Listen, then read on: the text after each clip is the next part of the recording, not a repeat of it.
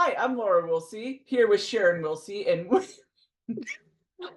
and we are the co-creators of Horsepeak. And we enjoy laughing. And this is us trying to be serious to let you know that you're partaking in session number 2 of the Power of the Patterns webinar series. Yay. This one is entitled Improving Trust Through Better Balance. Ta-da. All right. So the power of patterns, improving trust through better balance. And this is, of course, a picture of Bo in the indoor using his cones. He's really loving this. Mhm. And this was a day that we were both in there together, and he was liking having us on either side of him. He wanted me at girth and Laura at hip, and he was working something out with his balance that day by having us kind of be like aware. We were maintaining awareness of his sides for him, and then he was walking off like this with a low head, which is unusual for him. Mhm. So it was neat. He took us on this whole long journey in this positioning, and he really loved doing his own serpentines. So that was what this picture was. He kind of inspired this week's lesson. It inspires a lot of things. Yes. Okay, so we're going to do a patterns empathy review. So let's update last week's lessons. To organize ourselves emotionally, we need to practice a few precise skills. We're developing a solid inner zero through a few basic skills. A, body scanning, which is what am I feeling in my senses, in my thoughts, in my emotions. It's also what's going on physically for me. So it's just quickly scanning, like check myself out inside and out. B, awareness of the F cups, which is the flow of our energy into a stress state for both human and horse. So we need to be able to check ourselves and notice, are we kind of like flowing some energy into an F cup, or is the horse starting to? And it's just, again, an awareness of it. We're not talking about you have to fix it or it has to be different. It's just gain awareness. Usually awareness is 50% of the problem. And once you have awareness, you can usually figure out what you're going to do. But if you're not aware, then you're really stuck.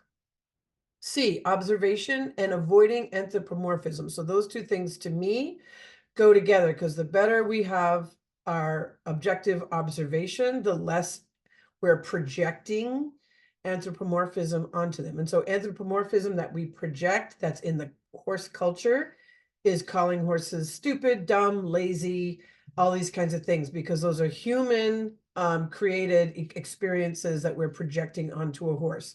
The horse may be behaving in a way that we perceive as lazy, but they have reasons for that behavior that have nothing to do with this idea of laziness. Laziness is an idea and it's a human projection. So we can't say that a horse is being lazy. They're having an experience, and what we're experiencing from it is, we might call it lazy, but that's not what their experience is. Their experience is, maybe I'm in pain, or maybe I'm struggling, or maybe I'm worried, or I've got something on my mind, or whatever it is. So that's why we're doing that. And what can I perceive about the horse's body posture, facial expression, breathing, etc. And so I can perceive that the horse is more or less stressed, more or less inner zero, more or less in a yes cup or an F cup. So why I put these things in there is because I want us to think about using a simple way to have that barometer. So if we have a barometer of more or less stressed, we're much more likely to stay out of the realm of anthropomorphic. Oh, because he's just a poopy head. That's why he's not doing it. If we have a barometer of more or less inner zero, more or less yes cup, more or less F cup, we're just sort of identifying what it is that we're aiming for. And then when we have a deep relationship with a horse and you know their personality, you might say something like, oh, he's being a poopy head today. But you do it with this other awareness that's there, where you're like, and I actually have to get to the bottom of what the source of stress is for him. And when he gets stressed, he acts like this poopy head, but the poopy head is just a symbol of something else that's going a bad on. word. That's a bad word. Okay. The reason why we begin our lesson with a strong stance on empathy and emotional regulation is because what we usually want to experience with our horses is a sense of joy, connection, happiness, or even healing. If we are uncertain of what a sense of inner zero even really feels like, how will we know if the horse is feeling it? It's harder to know I've arrived and to feel satisfied if you're not totally clear about what that feeling state is like inside your body. It's more difficult to interpret inner zero inside your horse's body if you're unclear about it. So with this, the idea is like create some empathy checklist stuff. So what is your empathy checklist? We have different challenges and so do our horses. So it's a good advice, good idea to make one for yourself and one for your horse. Like this. So here's a sample I put together. This one's kind of both. I find it easy to have my own zero. Sometimes, most of the time, only when I practice or never. My horse has a solid zero. I can switch from an F cup to a yes cup as soon as I become aware of it. My horse has a good self-regulation skills. I can easily pay attention to what my horse is paying attention to and be in conversation with them about it. I can easily body scan myself and then body scan my horse to compare our postures, gestures, and signals to make sure we are together. I am good at preparing myself to spend time with my horse. I'm good at preparing my horse to spend some time with me. I regularly practice breath messages and take time to enjoy breathing with my horse. I enjoy being my horse's leader and also letting go and allowing them to have agency at appropriate times. So feel free to use this sample checklist to as a baseline and kind of buoying off from there and take some of the things that you are not good at. You maybe said never or only when I practice, and think like, well, there you go, there's a way to start targeting that in. And then take that one line, like, I can easily pay attention to what my horse is paying attention to and be in conversation with them about it. That's probably one of the things that most of us struggle with the most, because it's hard for us to see it as a conversation instead of just this behavior that we don't want. Like, why are you pulling me? Why are you dive bombing for grass? Why, can you just do what I want you to do? And we get task tunnel vision because they can't use language, use verbal, and say, hey, wait a minute, stop. I have something I need to say, or I have something I'm thinking about. Pay attention to me for a second. So because they can't interrupt us that way, they have to interrupt us in another way. And that's part of why the pattern of the chessboard is so effective, because they are going to use the pattern as a pattern interruptus and say, stop. And they're going to maybe draw you to the barrel or cut you off or do something and say, yo, I need attention. I have something on my mind, or this is a boogeyman or whatever. So that's part of why the pattern is going to help us to refine this checklist or take this checklist to the next level.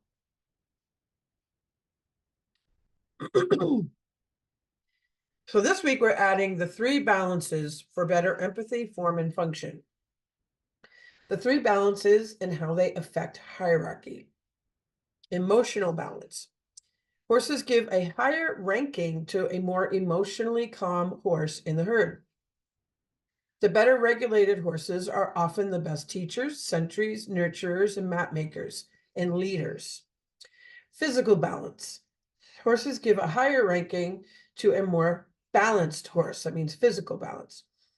Those who have good balance in their body are more trustworthy, because better balance in the body means they are able-bodied and often take on roles like protector or mentor. Mental balance. Horses give a higher ranking to a more mentally balanced herd mate. The better they are at thinking through problems and helping others, the more respected they are in the herd. So by embodying the 3 balances ourselves, that's why we teach mentor steps and swimmer's arms and palm down, calm down, and take a breath in and breathe a breath out, and feel your pelvis and not be stiff and not have your shoulders up in your ears and all these kinds of things. This is why we teach it, because when you're practicing better balance in your physical body, you tend to have a little bit more calmness in your body, which helps you get more zero. That's going to help your emotions to feel more balanced. It's going to help your mind feel more balanced. Or you can use the mind first to get your mind in a good place. Or you can use the emotions first and get yourself into like a happy, comfortable zone. So you can enter through each door. There's an old saying, enter Zen here. So it doesn't matter what door you use, you can enter Zen from any door. Patterns chessboard review. Let's update last week's lessons. So to organize the horse emotionally, we need to practice a few precise skills. Horses want to secure the environment first and foremost. Not only are they a prey species, meaning they're inclined to be an animal of flight more than fight, they're also a social species. We're social too. If you walk into a restaurant, you will look around and take in the place. If there are people who feel threatening there, or the setup of the place is weird, the host is rude, or they try to sit you in the dead center of the place with no one around, you might feel so uncomfortable in the environment that you decide not to stay. Because let's face it, if you're going to a place to enjoy relaxing and eating, maybe socializing with your friend that you brought to this place, or they met you there, then and the place doesn't feel safe or calm or relaxing, or people feel rude, you're not going to drop into that zone. You're not going to go into that inner zero experience where you can just really enjoy your food and enjoy your company. So you might say, this place sucks, I'm not staying here. So the environment actually plays a really important role for us, but we don't think of it. It's just sort of a thing that's there. It's not something that we think of in our language system. We describe it with our verbal words, but horses actually use the environment as part of their ability to describe things. The chessboard is a horse-centric lesson, meaning it is adapted from watching horses use their environment to problem solve a wide variety of topics. All topics lead to the same outcome, however. Can you and I and the rest of us feel safe enough to stay? If so, can we move into a green zone and feel inner zero together in this lovely environment? In other words, to get to the good stuff, we have to have a secure, safe environment first. This is why we're setting up the chessboard. So in Horse Speak, we often talk about red, yellow, and green zone. This refers to the stress versus zero states of a horse. Not only of a horse, but of us as well. So a yellow zone horse may be fine for getting the job done, but keep in mind that it is in fact a low level of stress. So there are some horses who go into like a yellow working zone and kind of like, good little soldiers, and they do their thing. And that really can be okay, but it is starting out from a low level of stress. So just keeping that in mind is helpful, because where last week we talked a little bit about trigger stacking. So it's an idea that I have to move one box. That's okay. It's just one box, but I have to move two boxes. Okay. Now I have to move two boxes. Now I have to move three boxes. 1, 2, 3. That's too heavy to move. Now I have to make several trips. So that's more stress. And now 4, now that's it. 1, 2, 3, too many. So how brains like to work is, one thing I can solve, 2 things that's I got to juggle, 3 things I'm really juggling, more than 3, I'm going to go to an F cup. So that's generally how a lot of us and horses and animals, just how we respond to stressors. So if you stack them up, you get to a point where now there's just too many. So if you're starting and a horse is in a yellow zone, it's like, it might be okay, but you have to know we've already got one box loaded. Okay. And just as a side note, if you are new to having a webinar in our home, the snoring is our dog, just so you know. So the chessboard design reminder. So we're using a variety of objects to work with and around to facilitate communication. Horses use the environment to talk about topics. Humans use verbal language to create ideas, but horses need to use prompts and props to be able to explain what they're thinking about. Think of playing the silent game of charades, in which you cannot speak and can only use sign language and props and prompts to get your point across. This is an essential feature of their language system.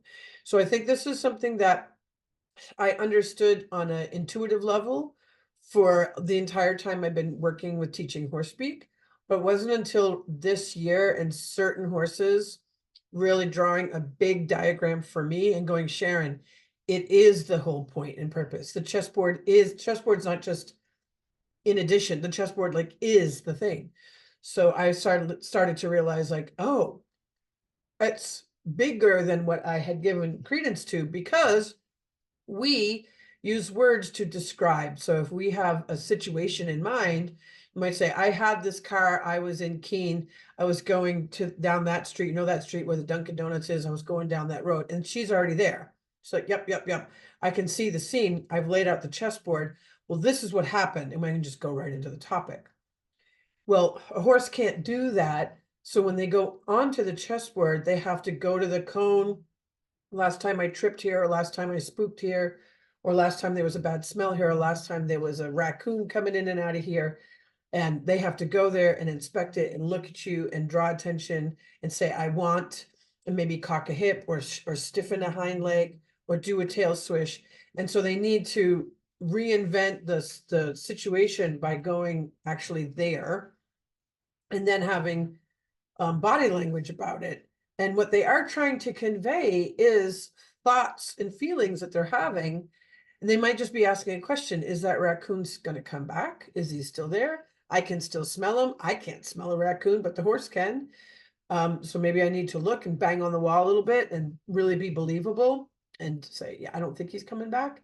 So they're going to have to use those prompts and those props in order to bring up topics. And then we have how to move around the chessboard.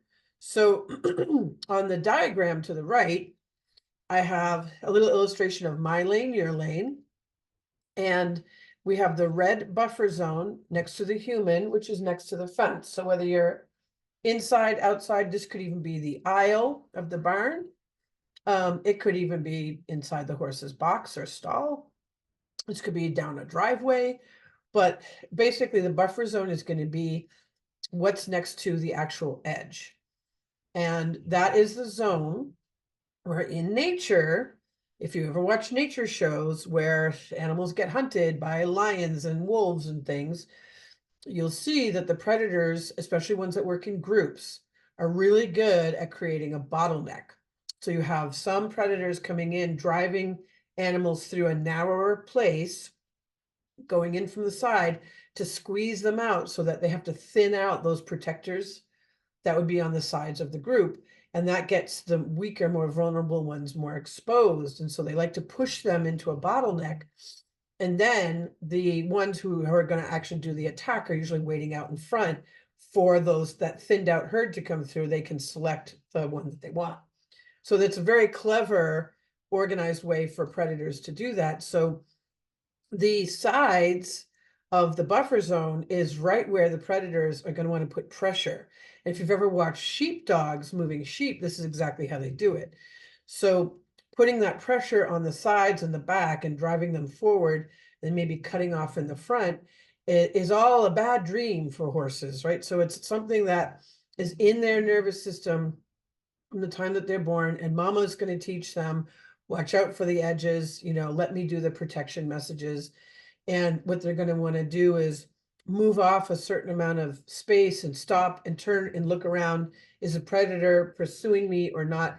That noise I heard, was that a wolf in the bush? Because the best thing that predators have learned to do is hide and blend in.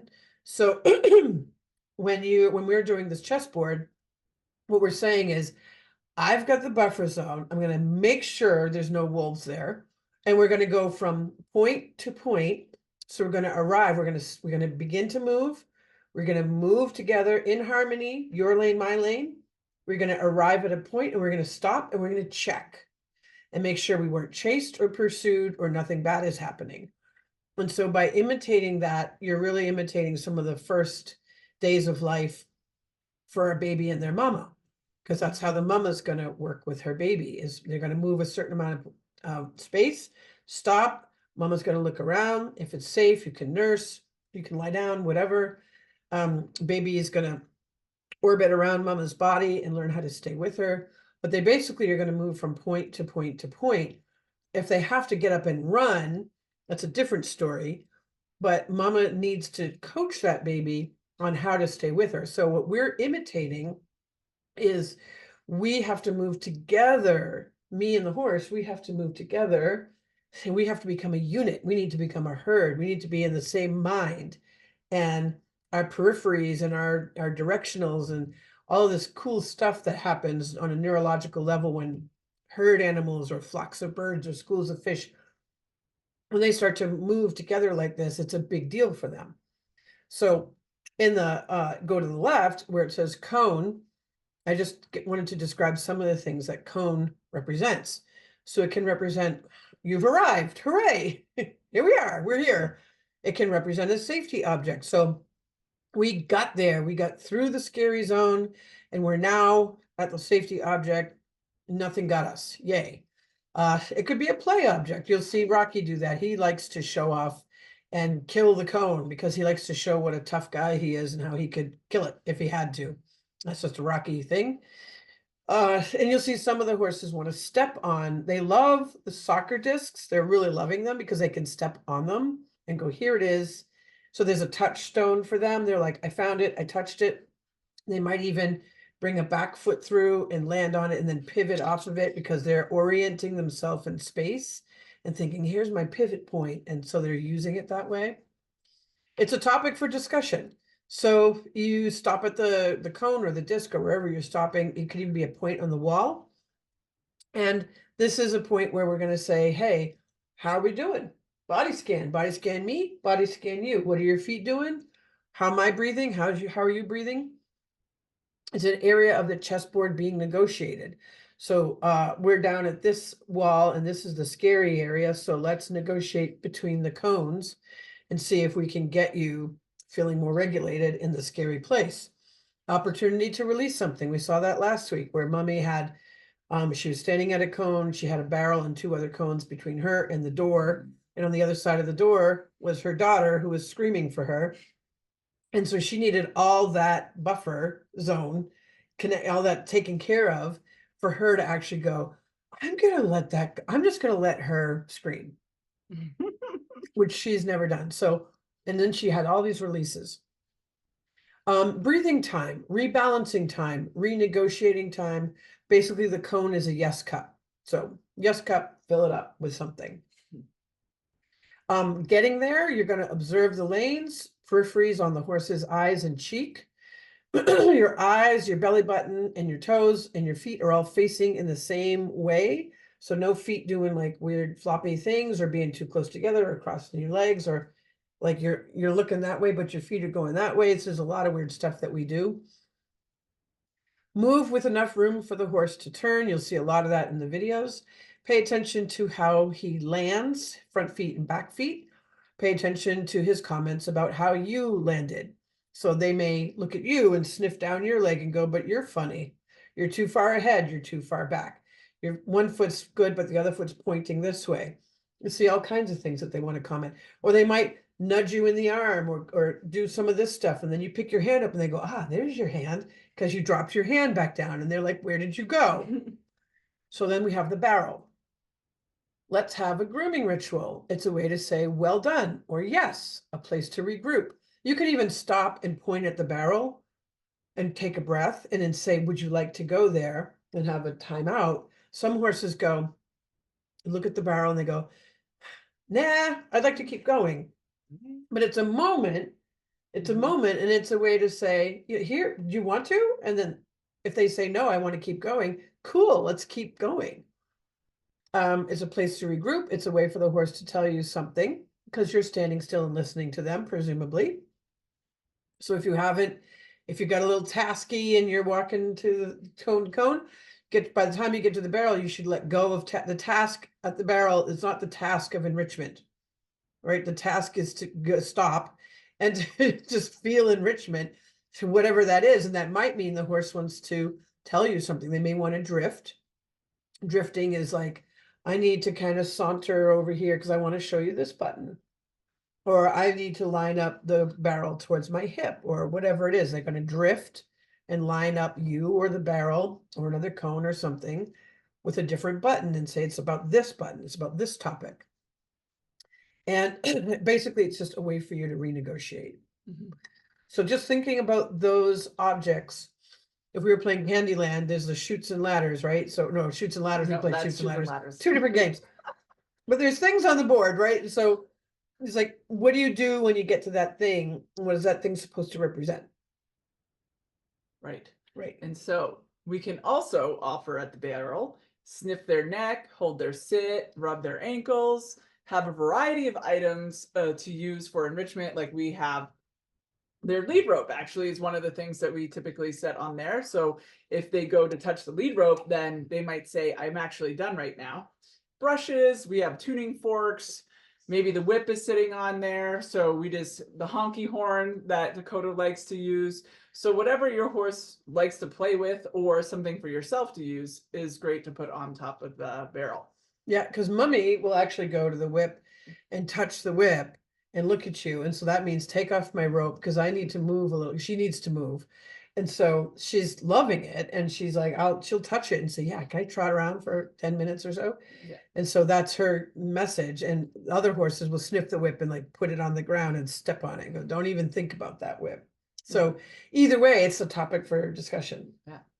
Some horses prefer to just stand still and breathe. That's Bo's MO for Yeah. sure.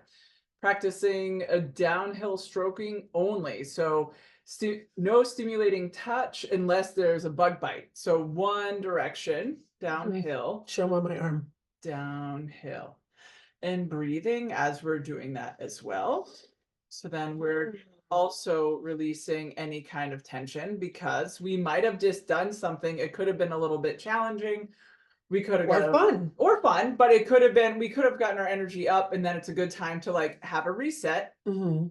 and let's get back to neutral zone and then try something else. And then, yeah, practice feeling centered and connected. Mhm. Do you feel And centered and I connected do, now? and it is a good place. You can offer body work if you're a body worker, if you know about body work, or if the horse is like, oh, my leg is kind of stiff today. It's a good moment to say, well, do you want some massage? I'm just gonna run my hands or put some liniment on, whatever. And there's moments where they stand still and they go, yeah, that's totally what I wanted.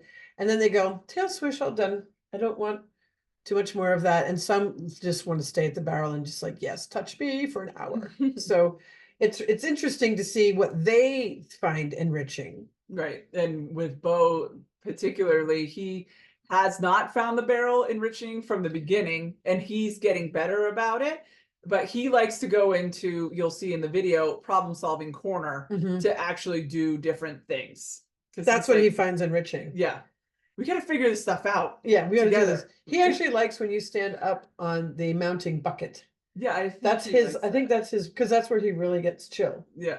Because he's like, oh, good, you're up there. You're not moving Yeah, around anymore. Good, you're standing You're standing still. I'm gonna just, yeah, Well, I'm just gonna stand still too. I'm just gonna arrive. You'll see Yeah. in a little bit. So chessboard patterns are horse-centric. For more clarity, you can watch the Cracking the Horsebeak Code show Roles in the Herd features in the session curriculum. Although we are talking about the roles, I also love this video because of the amazing chessboard these horses have and are using. Even in this image, you can see how they use the blue blocks and the logs to define clear spaces and places on the chessboard. The paint horse is guarding the chestnut over to the right, hanging his head over the fence. The paint is standing at a 45-degree angle to the chestnut's hip, which can be a guarding position. To me, the chestnut is focused on the outside as a form of stress rather than a form of protection. The message is more about him wanting to escape rather than turning around and engaging with the group, because the entire time that all this silliness is going on, he's frozen in that position. And if he was acting like a protector, he'd be marching up and down and he'd be making a claim and he would have an opinion and he'd be engaged. So the fact that he's just got his head hang The over, chestnut's like, I can't even watch I don't this. want to, I just la la la la, I just don't want to be here. However, the powerful protector Minnie uses every inch of the chessboard to communicate his point, and that's the guy in the middle of this picture. So horse-centric means we have adopted strategies that horses use. If you haven't seen this video, check it out. It was originally featured on the club, and then we did feature this on our TV show, which is also available on YouTube. We have 6 episodes, and this one is just, it's very funny as well as Mhm. education It is hilarious. material, because the way that this mini, and then there's another There's two- mentor. There's the 2 youngster minis. And Yeah, and the youngster, oh, that's Mama Horse. that's the black one. horse is a mama Yeah. horse. Yeah. And then there's another mentor, a gray, who's Mhm. not in this frame right now. Yeah. And it's a beautiful. And there's a youngster who's expose. 5-ish, who's Yeah. like an Arabian, and He's he being wants to crazy. play. These are twin minis, and the twins, so the twins are 2, and the youngster who's 5 is an Arabian, and he's gray, and then there's a white horse, gray. There's a white horse who's the teacher, and so they've all got their places, but the youngsters all want to play. They're like, they want to play, and all the elders are like, it's not a good idea, and so they're trying to stop. It's really funny. Mhm. It's perfect. So scoring points in horsepeak chess. So I thought I would make this kind of a fun idea. Some of you may be like, blah, I don't want to do this scoring points thing, but some people might really love it. So I just thought, what the heck, I'm going to do this. So let's imagine how you would score points in equine chess. 30 points given for demonstrating adequate safety and protection messages must include owning the buffer zone. Begin with the standard protocol and then figure out your personal horse's needs. So there's going to be some horses who are like, I need you to claim 20 spots every time for a month. And there's going to be some horses who are like, 1 spot's good. I get it. I'm a protector myself. There's going to be horses who are protectors who say, no way, you can't claim any spots. I'm going to fight with you every time. There's horses who are peanut butter and jelly that are going to be like, I can't float to the outside unless there's more cones between me and the outside because it's so scary. There's going to be some horses who are more secure, less secure. So really just figuring out who you've got and what is it that they need, and are you really reaching that role for them? It's really about us being able to embody the role that they need us to be. So 10 points given for setting up a chessboard with adequate objects. Initially, many around the buffer zone, then weaning to just enough in case you cannot do this. Mentally mark as many areas and keep it predictable. So I used to do this in the schools, and I couldn't always bring a bunch of stuff, have my arena be full of crap. So we would have, there's always spots on the wall, this wood and Letters. wood grain, there's letters. And I would just instruct the students to go to that letter, go to that spot on the wall and just touch it and look at it and stare at it until the horse wants to touch it too. And that's where I started to realize, like, wow, when I don't do that, it's a lot harder to get through the riding lesson, a lot harder. And when I do that, and the first 10 minutes is students like touching the wall in different places, it's a lot easier. And so that's where I started to go, what is really going on? And turning horses loose in there. And I'm like, lo and behold, they're doing it, but only one of them does it first, and then the others might. So it was like, oh, I pieced this all together. So you can use this with just the edge itself. Let's see, 10 points given if you stand still at the enrichment barrel, or it could be the mounting block, for at least 3 full minutes of breathing and healthy, soothing touch and connection, unless the horse is too dysregulated and needs or requests to walk.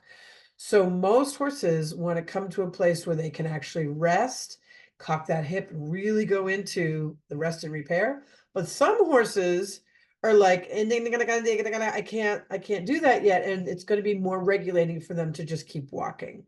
So that's important to know, that some horses get more regulation because they're breathing and they're going steady. But if they're walking and their head is up and they're like this and they're like ding, ding, ding, ding, ding, ding, ding, and they're in X, then they're not getting regulated. They're just displacing.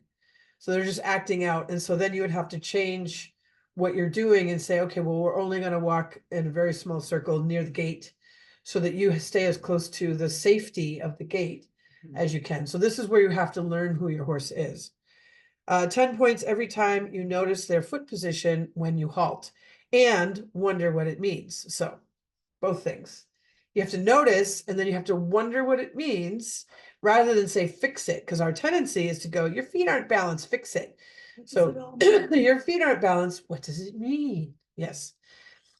10 points for working on your movement etiquette. So these are some things in movement etiquette. Calm down, scooping as needed, use of the buttons for clarity, not for command. So this is a really important thing. Our temptation as people is to go, well, you could use this button for this and get this button to get them on a trailer with that button and you get them off the grass with this button. But really what you're dealing with is stress and zero. And so buttons are part of the communication system, but it's not like you just push a button and get the result. This isn't a computer. So buttons are for clarity and therefore explaining how you're going to create bend, how you're going to create motion, how you're going to talk about this particular topic of let's be buddies. But you are programming the computer. The brain computer. The brain Sure. computer. Yeah, I don't want to cross. Sorry. It's Ghostbusters, don't cross the beams. So my lane, your lane, clearance and balance in all corners. So this is very important. Clearance and balance in all the corners, turns, change of direction. Matching steps, hold hand toward the cheek. So that's like if you're moving, if you're walking, if you're changing direction, just keep your hold hand active in the conversation. And it's tempting to just kind of let the hand just goes down. And then you're like, da, da, da, la, la, la. But when we have our hand out, you can't help it. Your brain is going to be aware, eye-hand coordination. So your brain changes when your palm is towards the horse and it remains attentive. A little piece of brain, a little part, remains attentive because your hand is out. And just the fact of doing that, there's a little piece of you that stays present. And when you put that away, you're no longer present to that situation anymore. And you can just go wandering off in your mind. And they know that and they feel that. So by keeping this here, it's also a hack to keep you present with the horse. Okay. Let's see, 10 more points for noticing any boogeyman moments and determining, is it a real outside boogeyman or is this an inside one? Is it me or is it the horse? So the horse may be going, boogeyman, you said, can we change direction? And they go, boogeyman. Okay, so I asked you to change direction. Is the boogeyman inside your body because you feel like you have a bad shoulder and you don't think you can do it? Or is the boogeyman me because I'm standing in a funny place or I'm taking a sharp angle or I don't, I'm like, let's change direction and I'm being weird. So what is the boogeyman? Is it me? Is it the horse? Is it the situation? Or really was there a noise outside? So that's where we want to slow that down because they're going to use the same gesture for an internal boogeyman or that you're being a boogeyman. They're going to use the same boogeyman gesture. If it's about something outside, they usually stay committed to the outside. They get like, no, no, no, no. There's a bear. There's really a bear outside. I hear something and I really don't like it. If it's about you, they may stay committed to the boogeyman gesture, but they're not necessarily staring at the outside. They're just kind of in the gesture, but like half of their eyes kind of look at you like, you get it yet?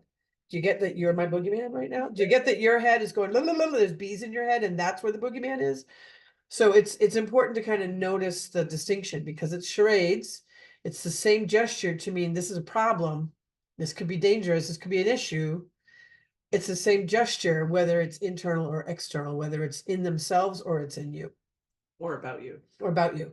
So that's why learning the nuance, you'll actually see the difference between an outside and an inside. That's the horse where they kind of go inward, or inside, but it's about you where they kind of look at you too. Like boogeyman, they kind of look at you. Okay. So here's a picture here. My move, I'm claiming the buffer zone and touching the fence. I'm holding his mid-neck button to keep him in his own lane.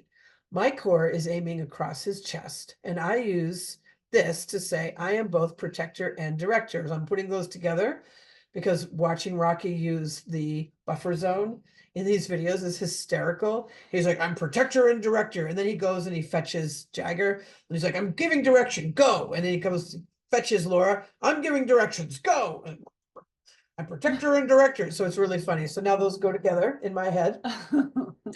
So that's his move. He's challenging my game by stepping into the buffer zone with his front leg closest to mine. This says, I think I can own that zone. And I think I'm the protector director. Game on. That just makes me think, I don't think we've shown this video because I've taken so many videos, but I think it was when I had both of them and I was claiming the wall with Jag, and then Rocky actually goes under. I had my hand up on the wall and Rocky goes under my armpit. I'm like, so you really that all business about claiming the wall that Yep. I couldn't have a horse length of the wall. Nope. He said Or no. he's probably correcting you. That's not how you claim a wall. This is how you claim a wall. He Yep. is funny. He's funny.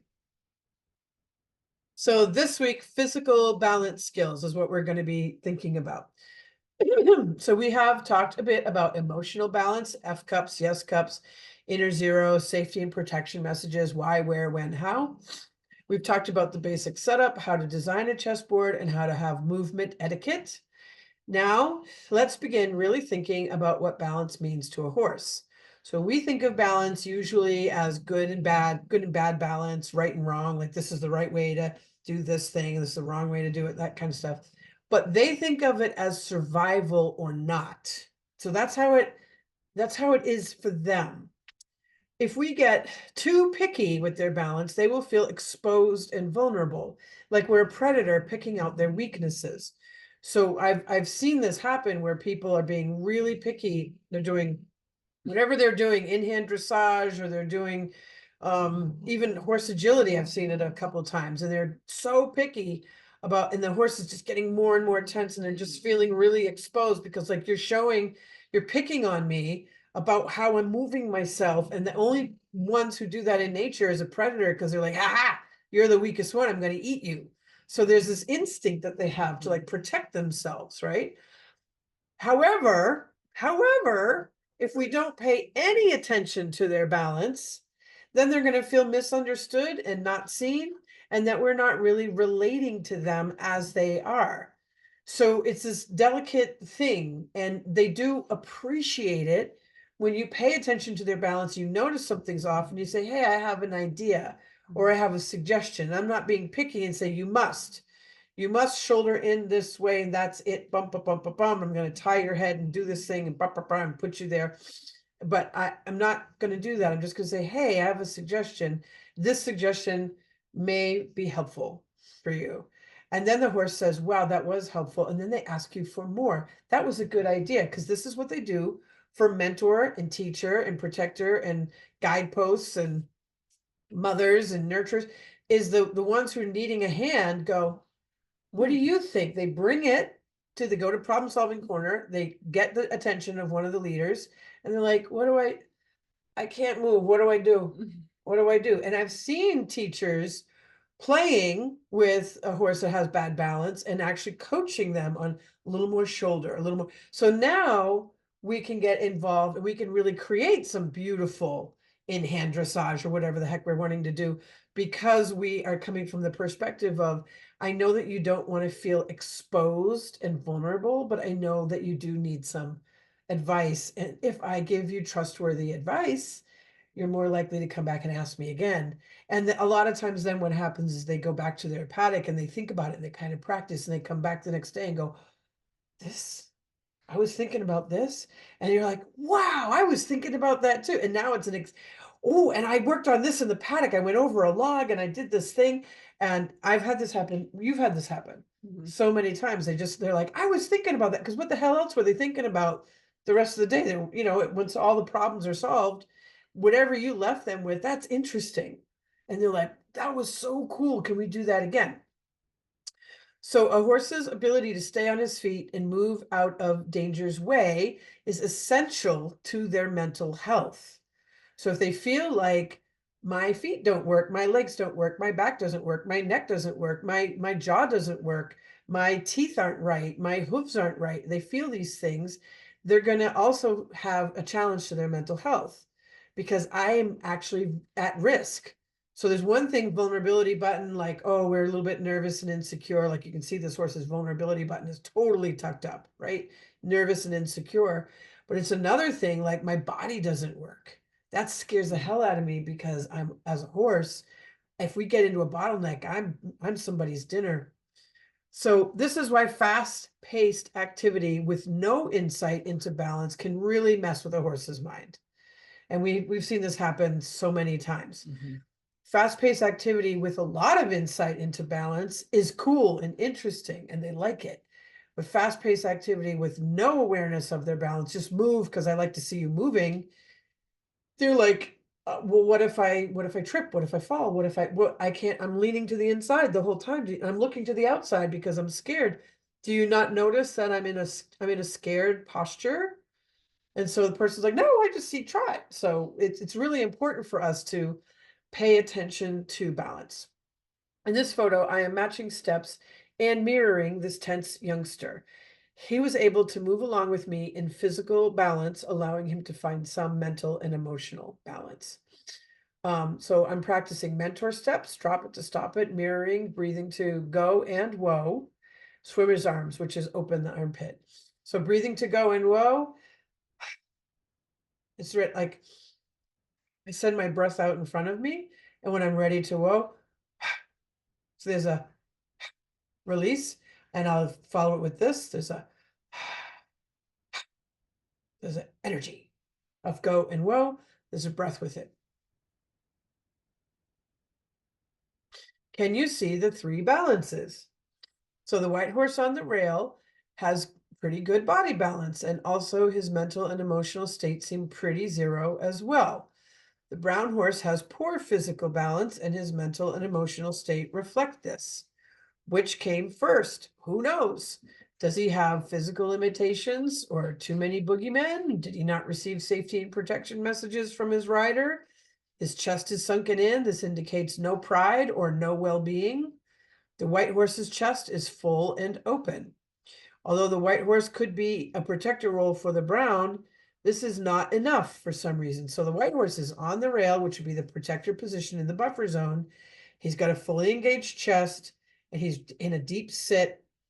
He's deeply in his body, and he's listening to the rider. And he may have whatever he has going on for him, but he, in general, in this photo, in this snapshot, he has better physical balance, better emotional, better mental balance in this moment. So the brown horse doesn't care about that. This doesn't help the brown horse at all for whatever reason. So the brown horse is in ultimate X posture, total red zone. The white horse is in a flowing O posture, greenish yellow, because I'm sure he's a bit stressed about the brown horse. So I'm sure that that's in there. This is not a criticism of the riding style at all. This is an objective look at the chessboard, the expressions, the postures, and the energy. So whatever we might think about how they're riding, what they're doing with the reins, all that kind of stuff, in this moment, none of that is really going to matter if the horse is in a total red zone. And you could be doing all the best things in the world, but you're in a red zone. So you can't go anywhere in a red zone except to de-escalate, and just doing the same thing the same way is not what's going to de-escalate that. So the one thing I will say about the rider of the white horse, she's definitely back a little bit behind the vertical, but her hands are, there's a palm down in the reins if you really look, and her elbows are more relaxed. And so to me, there's enough of an O posture in her that there's this kind of O posture in the horse, and that they're sort of moving that way together. So I see those two things. And again, this is not an analysis or a criticism or anything of riding or riding style. It's just to see the two next to each other and why we're talking about it. So what is bending? Whether your training traditions are Western or English, like hunter jumper, or dressage, or just honestly backyard riding bareback, bending refers to the horse's ability to make a clear arc from nose to tail. Let's oversimplify this, okay? In some traditions, you may exaggerate either the front of the arc or the back of the arc, like a shoulder in or a haunches in. You can also encourage a horse to move sideways, such as in a half pass or a side pass. In this case, the spine remains straight but the legs reach into the movement. Horses in nature use a natural bend of their cheek, neck, and shoulder to define the arc or even a circle. Where the nose leads, the butt will follow. It's basically, think about it. It's a big boat. The girth button determines how much bend will happen through the rest of the body. So a lot of times they prefer to swing their hips around and into position. So cheek, neck, shoulder, butt. So my arm, cheek, neck, shoulder. So here's the bend. This would be the girth right here. Okay. So I could keep arcing and stay in an arc around my whole thing, or I could do cheek, neck, shoulder, butt, and just kind of flip the butt over. But if I do that swing over, that's usually a higher intensity situation. So most of the time they're going to do cheek, neck, shoulder, and then step, step, step, step, step, step, step, and follow themselves around in this kind of arcing that you're seeing Rocky doing, which is a nose to tail movement. So he's going to balance himself in that movement all the way around the arc. So in the lower picture, you can see that his hip to the right is a little bit lower and his shoulder to the right is a little bit lower because he is actually carrying himself balanced with both the inside legs and the outside legs. So you're going to see this because the reach is there. If he was out of balance, he'd be leaning to the inside. So all of his lean would be on the inside, the left shoulder and the left hip. So that's why this is great that she gets her camera. She's chasing me around like this so we can see it. So basically bending means a horse is supple enough through his whole body that he can create a relaxed arc. So when you're just starting to move around with your horse or you turn them loose and you're watching, you want to kind of look for, do they make a full arc or do they bend the head and neck and then not the shoulder? It goes cheek, neck, and the shoulder does this, and then they go bump, bump, and they fall over the inside shoulder? Or do they hyperflex that, and then the butt flips around? That would be more tension. So you want to look at what kind of arc and circle can they make? And then both sides are going to be different. Right side is going to be different from left, just like us. So they're going to have one side they favor more than the other. One side's easier than the other. We're crooked, they're crooked. We have organs in different places, and that changes our orientation. Our heart is more on the left and our liver is on the right. So we actually have to compensate for that in our movement, and so do they. So there's a lot of things to bending and balancing and la. It's a whole field of study, but I'm just keeping it really simple for us leading horses, because the better you are leading your horse, right, the better you can pay attention to these things, just getting from A to B, then the quality of what you're doing every time you move from A to B is going to be there. So it's going to be a higher quality movement etiquette in just getting from A to B. So instead of like we have to get the horse and get out of the pen and then get down the lane and then get the brushing and then now we have to get to the indoor and now we begin in-hand dressage. No, it's from the moment you put them on a line, you're affecting their balance. So you're responsible for being aware of what's happening in my body and in their body, and are they able to have this lovely arc around me or with me, or are they limited in some way? And am I limiting them, or are they limited in themselves, or is it a little bit of both? So this is what the exploration is all about. Right. No ordinary moments, taking advantage of those small moments when we're just like, oh, we're just going to lead from A to B. So Yes. then there's no pressure. We're not on the chessboard doing the patterns and all Right. that stuff. We're just like getting the horse. But that's when we can also be practicing how we're moving together, especially around a gate, because that can be where bumping can happen and gates and twisting and all kinds of stuff. So how we can set ourselves up for going through a gate, also navigating perhaps other horses, setting yourself up for success. Yeah. So O posture, come to me. So this is thinking of, can you grab me those slippers since you're going that way? Yeah. This is thinking of the bend, and then we're going to do a very specific motion. So this is a movement etiquette thing that can be really fun for lots and lots of reasons. Super fun party trick. So O posture, come to me. It's a practice to determine if you and the horse are on the mark or offset. To start, you back away from the cheek button in a direct line. See how I am? Can you see the red marker? I am in a direct line from the cheek button and invite turnkey come to me. Make sure you're in a direct line back from the cheek at a clear angle, not a weird sharp angle that will be too tight for them to turn into. Now, I'm not sure why, but it is sort of a human condition that I've noticed when I say to people back away from the cheek, they tend to back down the horse's body. And this makes it impossible. It's like a hairpin. So if the horse is here and you back away from the cheek and you go here, they have to do this kind of change of direction, which is really difficult. And a very flexible horse can do it, and maybe they will.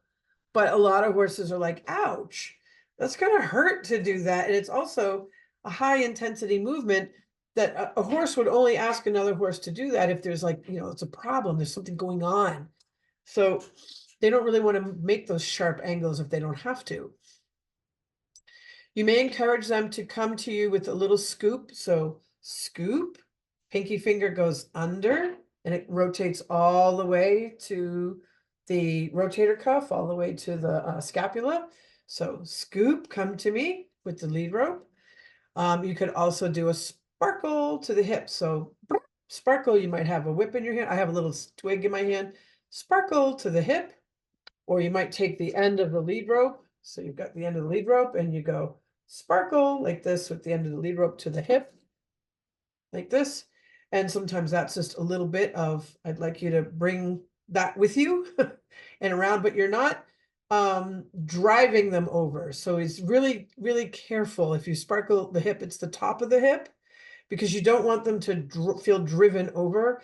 You're saying to the hip, I am protecting and directing, right? So the hip drive button is protect and direct. I'm going to drive you forward. So you're driving them forward, even though you're in this position, because they're moving on a circle.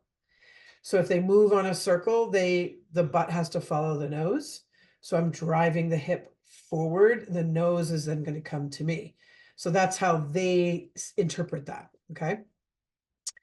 Let's see, as they bend, you immediately back away 3 to 5 steps and allow plenty of room for their greeting button to begin to bend toward your belly button, which is your core. Draw your hands into O posture and offer the knuckles for them to land on. So you can see I made more of an O posture. So I turned all the energy into come to my core and I lowered my O. That's just more inviting, more beckoning. You must present a landing pad. Okay, so you can either have 2 knuckles out or 1 knuckle out. You must present a landing pad, or they will not know where to stop. And some horses will just walk into you, run you over, go past you. All kinds of things will happen. So if you don't say stop here or stop right there, and give them a clearly defined expectation of where to stop, they're going to say, I don't know where you want me to stop, so I'm just not gonna, or I'm gonna run you over. And it's also important because you've said, come to me, and they're like, oh, all the way in, and they may just come put their forehead on you. I mean, there can be some horses that are so sweet and gentle and kind that they're like, silly human, you didn't tell me where to stop. I'm just gonna put my forehead on you and we're gonna snuggle. And there are going to be some horses who are like, hey, you didn't tell me where to stop, so I'm going to run you over. So it's really important to pay attention to the landing pad. Really, really, really essential. All right. And it's also preparing your body and theirs for what this looks like. Because let's say your horse gets really happy to see you and they come running to you. You're in the field. You want to be able to say, land right there or stop right there. Not like, oh no, he's coming in real hot. What am I going to do now? Stop or direct traffic, go around me. You want to have really good hand gestures to define that, or horses spook and they're running your way. You want to be able to say, not me, don't pop my bubble. So this is a slow motion way, a low calorie way to invite them to come in and show them how to stop. And say, never, ever, ever pop my bubble. And that's where you have to have really, really good balance, mental, emotional, physical balance, and say, don't pop my bubble, instead of, oh, aren't you cute? And come on in, which would be emotionally not balanced, because mama horses are going to say, this is where you stop, this is where you go, this is, and the mentor horses, same thing. So if you have a really sweet, lovely horse, after you've said stop right there, you can go right into now let's snuggle. There's nothing wrong with that. But if you don't have that boundary, even a sweet, lovely horse at some point is going to go, you know, I do love you. And because I love you, I'm going to start knocking you around a little bit because you need to define your bubble. And if you don't define your bubble and we spook, I haven't practiced not bumping you. So that's what they do for each other. They practice, how do we get out of this and not bump each other? Hint. Pay attention to all 4 of their feet to see what sort of bend they can do. Now this is, I think it's really fun because you notice how the weight distribution is to each foot. So if you're asking, for example, in this picture, Rocky is already in the top picture, he's actually already moving his foot. So that means he has all the weight on the front end is on that outside leg. But if he was standing there and you notice that he had all the weight on the inside leg, then it's like, okay, Rocky, how can we help you? Because we want to have our horses step wide with the front and also with the back legs. So if I were going to ask him to please lift the weight up off that leg so then you can step wide, I might also be the director of him and say, hey, I suggest that you can move your hip over too. But then they might actually have to make a little bit of a lean back. And you'll actually see some of this with Mr. Bowman in the video that we're going to show. And so then it's really neat also to help them. And then you're like, can do the marionette string we've talked about a little bit of like, can you lift that foot? And if they don't do it, then you're like, oh, okay, that was interesting. Let's see if we can try to do that again. Or like, why were you not able to do that? Is your shoulder weird? Is your neck weird? Is something going on for you? Right. So it's always like, oh, wow, why did that happen? Right. And it is, thank you for bringing that up, because the top picture, he's got his weight on his outside shoulder so he can stretch the inside shoulder into the bend. But he's also taking care of himself and defining the kind of bend he's going to do. So in the bottom picture, I could see that he wants to bring his nose around to me. So I'm already backing up because I have to make more space. I can see the kind of bending he's doing. He's like, Sharon, I'm not gonna bend myself in half. So you're gonna have to give me more space. So I have to back up more steps to give him the space to create that bend. And I can see that how he placed that inside left front leg down. He placed it underneath his neck. So he's like, I'm going to go more out to the side. I'm going to make a bigger circle. So I had to compensate and make more steps too, so he could make the circle he needed to make so he was comfortable. So then we could finally come together. Directionals, eyes, core, and toes. Here I am walking Rocky in a distance dancer's arm. So that means I have my forward hand on the lead rope is out ahead, like it would be on his halter, or it would be close to his face if I was doing dancer's arms up close. And my hand behind has a little twig. See my little twig in my hand at his girth. And so I'm just encouraging forward. We sell those twigs. We sell twigs. If you need one, I can sell you one. So I have my hand back there because I'm talking to girth, and I'm like, keep the motion going with my little sparkle twig. And this way I can go a little bit further back to jump up if I want more lift, or I could go up to wither if I'm like, lift your wither, or I could just stay at buddy at the shoulder and we're just going to buddy on together. So that's what I'm doing. That's how that's working out. And my eyes, core, and toes are all aimed to the direction I'm going in. Can you see how my arm in front mimics the length of his head and neck? So that's another benefit of learning dancer's arms and being able to extend your arm forward. Like, that's just a neat thing to be able to do. It's also part of a micro lunge.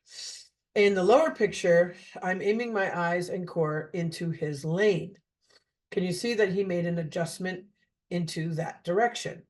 If the horse was the one to look away like this, so in other words, if he did it first, I would still mirror him for a moment. So I would look that way too to say, you know, what are you looking at? Why are you looking over there? And then I might change something, like I might shorten the lead rope and scoop and say, could you come back here? Or I might do something and encourage him to come back into mirroring me. Because basically, walking a horse on a lead rope, we're saying we're playing the mirroring game, but I want you to mirror me. And later, I could copycat, I could mirror you, and that's the my turn, your turn thing. As far as they go, they're like, you're the leader, I'll mirror your motion. And then they might go, can you mirror my motion for a minute?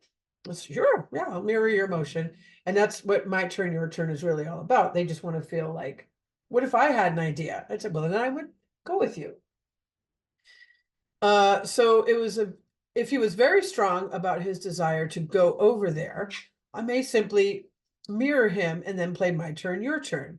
Either way, your directionals might be blinking and you don't know it. So for instance, if I'm walking forward, I'm doing dancer's arms forward, but I'm actually aiming my core at him and looking at him as I do it, like the bottom picture, I'd be driving him over instead of going forward. All right, so in the top picture, we're going forward. My eyes, my belly button, and my toes are all going forward. In the lower picture, if I thought I was going forward, but I was looking at him and my core was at him, and I'm like, we're going forward. He'd be like, no, you're turning me right. And so that's why I wanted to show these two pictures. So that's your directionals are on, your blinkers are on. It's like driving down the highway and someone's directional is on. You're like, are you turning? And his big thing also is if you have a short lead rope, he is so sensitive to Mhm. being led on the lead rope. If you're slightly, even though it's long, you can knock him off balance in a second Yeah. if you're not paying attention. Yeah. And he will tell you. Oh yeah. Or I might halt and pay attention to why is he looking that way. So let's say he just starts to really veer off in that direction. Then I might say, okay, stop. What's going on? Is there a boogeyman over there? Is there really a thing in the woods? Or is the boogeyman in your head? Or am I the boogeyman? Were my directionals on? And was I driving down the highway with my blinker on and I didn't realize? So stopping, regrouping, always a good thing to do. And then you can just stop where you are and don't wiggle. This is the hardest thing. I'll say people stop and don't move. They stop and they go ding, ding, ding, ding, ding, ding, ding. I'm like, no, stop and don't move means don't freeze. It's like the red light, green light game, right? Freeze so that you can flash freeze yourself and go, what am I doing? And you look down and you go, oh, my belly button and my toes are totally cutting you off. And I didn't even realize it. These are all the reasons why the basic rules of chess are so important. We have to practice getting into the flow of the conversation, not dominating it all the time, but it's also not being wishy-washy and letting the horse do whatever they want. So there is this delicate balance. Like, don't be wishy-washy. They hate that. It makes them really insecure. But don't be super rigid dominant all the time either. They also hate that. And just like we do, if someone is firm, be clear, that's awesome. If they're firm and a jerk, it's not awesome. If they're like, well, I don't know, do whatever you want, then you just, well, what I want is to leave. So I'm gonna not do my job today. So there's a balance between being friendly and being open and being interested and also not being wishy-washy and not being rigid. So this kind of stuff, when you are saying to them, let's practice these things, this is what they're looking for. They're like looking for the clarity, but still the connection. Right? Clarity, connection, clarity, connection. So the whole first part of it is safety, protection, safety, protection. The next thing is clarity, connection, clarity, connection. So this is how we start to clean up all that stuff. Pay attention to the feet. So when we halted, Rocky drifted forward a little and landed with his hind foot close to the cone. That was his message. He said, pay attention to my hind end, please. The hind end has three main buttons: the hip, which is on top, protection and direction; the yield, which is the stifle, defensive or relaxed, giving space or taking space; and the sit, calm down, relax, and trust me. The hind end also carries emotional content. The tail is the end of the sentence, punctuation with feeling. His hind end tends to want the sit button stroked for him to release the tension of being the herd leader. So he is the herd leader, and it gets to a point working with Rocky where he goes, "Could you just rub my butt?" And you do this, and he gets this look on his face. He's like, "Ah, all the ladies all day long want something," and he just goes into it and he lets it go. It's really nice for him. And he also likes to have some body work because he's old and he's got some arthritis. And so sometimes he's like, "I just need to sit emotionally," and you go to do body work and he'll move away, he'll yield away. "I don't want that body work. I just want you to hold my sit. I just want to, it's emotional." And some days you go to hold the sit and he looks at you and he's like, "No, my leg is sore. Could you just rub my leg?" And it's like, okay. So I'm back there and I'm touching the different buttons and I'm stroking down the sit button, and I'm going to go to his hock and I'm going to see, is this physical? You're looking for physical relief, or is it emotional, or is it just like kind of a buddy up with the hind end, like, "I've got your back," and we could just breathe. Sometimes it's just that I just hold him and I just rock the baby and I just hang out with him and he goes, "Yeah, just breathe, just be with me." So the three different buttons have three different meanings, but he put his right hind leg close to the cone. So he drifted off, and that's a slow saunter. It's not the like hard look and pull and like, "I want to go there." It's like, do, do, do. And he drifted off and he landed there. So by positioning the cone near his hind leg, I could say, aha. So is it that hind leg specific, or is it hind end in general? So I actually worked my way all the way around him to see which leg did he want, yada, yada, yada. So we figured it all out. Excessive drifting is usually a sign that the horse is insecure, or they're insecure with your clarity and leadership. So they're really like they're leaky and they drift and they just can't stop, and then they're like, "You're not clear, and so I have to drift because I don't know where you want me. You're making me frustrated." Or it's scary because you're not clear enough. And so I don't know how to do this. And if you don't know how to do this, and nobody knows how to do this, What are we doing? what are we doing? Right. So they may be trying to tell you your skills need more decisiveness. So being extreme, either too rigid or too wishy-washy, makes them feel nervous. So this is the other turn, corners in chess. The better you are in the corners, the more points you earn with your movement etiquette. Prepare the lanes, prepare your eyes, hands, belly button, and toes. So my lane, your lane. So Laura's going around the corner. So she's got a cone that's representing her lane. He's got the soccer things that represent his lane. So just coming around the corner, how do we do it and stay in two lanes, right? How do we not do this and smash into each other in the corner? And because we're bean poles on two legs and they're a big boat coming around, we could easily go ding, ding, ding, ding, ding, ding, ding, and crash right into them. And they know that. They don't like it. Prepare the horse's legs by keeping an eye on both of your lanes.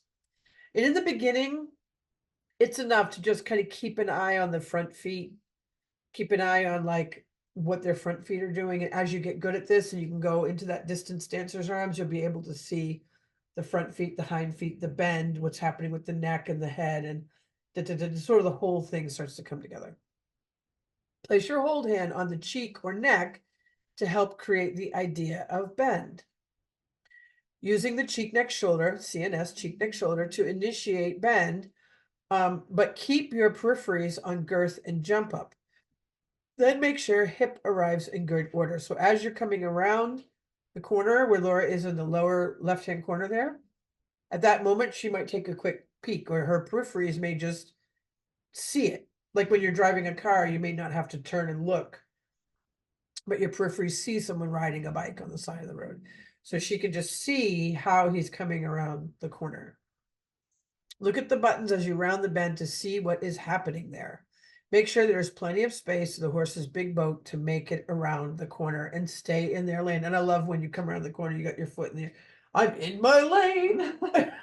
Laura's in her lane, and Rocky is too. He appreciates that. Yes, because he is a headbutter and he, you're not in if your you're not lane. in your lane, it's Yep. he loves clarity, Mhm. and he will kindly, but also just Firmly. firmly say, you're messing up a little bit, you need to fix yourself. Yep. So, he and Bo both have similar messages and needs. They both will bonk if you're not paying attention, if you're cutting them off by accident, or or you're not staying in the lane, or just even just having your hands up and ready to have connection. Rocky has been known to slowly move his body and ask a person to just get pinned against the wall. Doink. And then the person's like, what do I do? And we said, use your hands, cheek, neck, shoulder, and ask him to not do that. So he's a beautiful teacher. Yes. So here's a special bonus skill, creating a come to me for change of direction. So here's just like a fun thing to do. Take your time with this. Some of you may already know how to do this, but you would begin with a come to me motion. So turnkey come to me. So now he's in motion, and my inside hand is sliding down the lead rope as he's in the arc. My outside hand is going to take up the rest of the lead rope, so I don't have lead rope flopping everywhere. And it's going to basically create a block. Slide the rope through the inside hand and block the outside eye. So we're on the top pictures here. You see the green hand is sliding through, and the outside hand is the orange hand, and it's blocking the outside eye.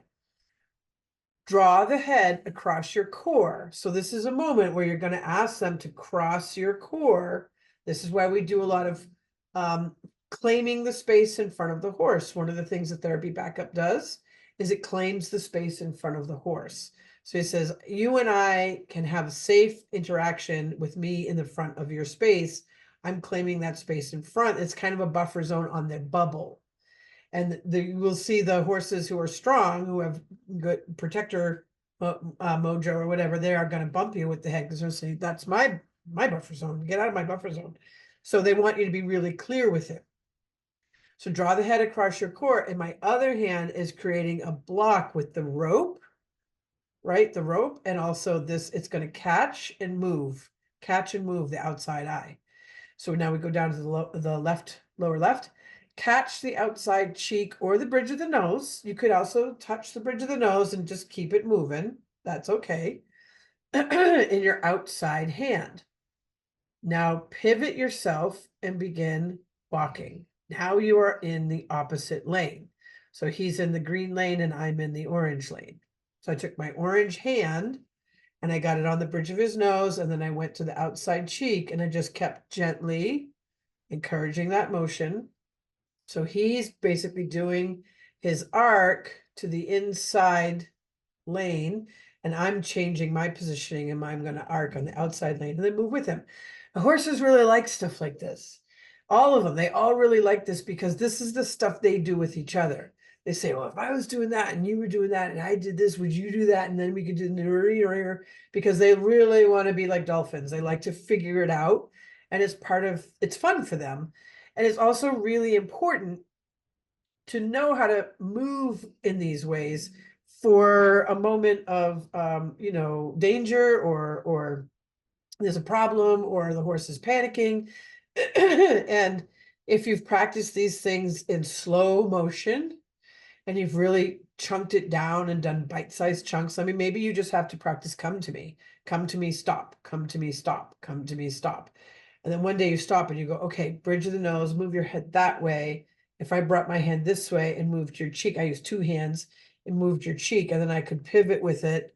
Oh, we could go that way, right? So you may need to just go really, really slow with this and make sure that when they're bending, they're not over bending, right? They're not like, you're not making them go like in a right angle, because where's the girth going to go? It's going to have to over bend, going to crumple, or maybe they have pain there. So you want to make sure that it's a nice arc. So there's a lot of things to practice with this. And they think it's fun because they think, wow, you're really gaining some skills. And you will see actually Laura and Bo do a lot of this bending conversation because he has such a hard time, because he has has really bad injuries in the hind end. but then his front end got all stiff because he carried riders for years off of his front end. And so it's just really stiff.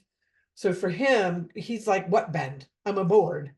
So for him, being able to have the time and the space to think about how he might use his body and like get a rock back so he can lighten up his chest so he can stretch. He gets like, wow, I really like this conversation. Summary, a good pattern bears repeating because it helps all three levels. It's creating good emotional skills, it's developing good communication skills, and it's deepening the understanding in both your communication styles and developing better balance in both your bodies. So you get to practice becoming the role in the herd your horse needs most, and they get to practice trusting you to do so. That was a complicated sentence. They get to practice watching you do it.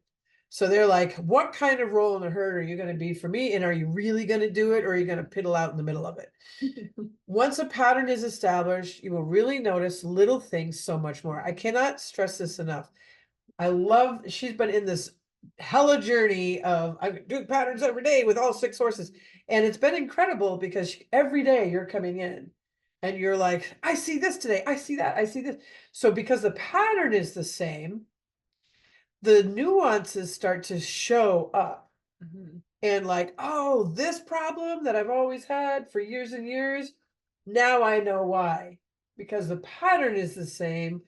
It was able to be revealed what the horse is really trying to say about it. So it's been so cool. And just because like in the past, we haven't like established we're going to do the same thing over and over and over again, meaning just in the same environment, because we would always change it or do something different, or we're going to go out to a trail ride or whatever when we have just a limited amount of time. And right now, one of the reasons why we're doing this webinar is at this time frame is because we are home.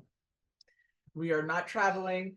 We're not going anywhere other than basic needs mostly. So therefore, there's a lot of extra time available to really dedicate to getting into this precision. And it has been profound. I said this last session where I've known 5 of these horses for 15 years.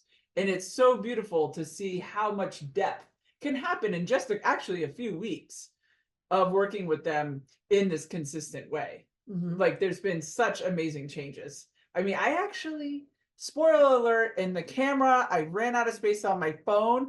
I rode Mummy for about 5 minutes yesterday. At her request. At her request, because she like basically, I was on the mounting bucket and she literally lined right up to the bucket and then like stepped beyond it and like leaned right into me. I'm like, okay, let's go get the gear on and then we'll go back and see what you think of it. And she did the same exact thing. Wow. And that's incredible. And even her not feeling 100% and being out of shape, and we've been, exercising her and stuff, but she hasn't been ridden in a year, probably a year, solid year for sure. And she did amazing. It was unreal. But that was because of all this positive scaffolding we've done. Right. Then she's like, oh, you're on that bucket. I know.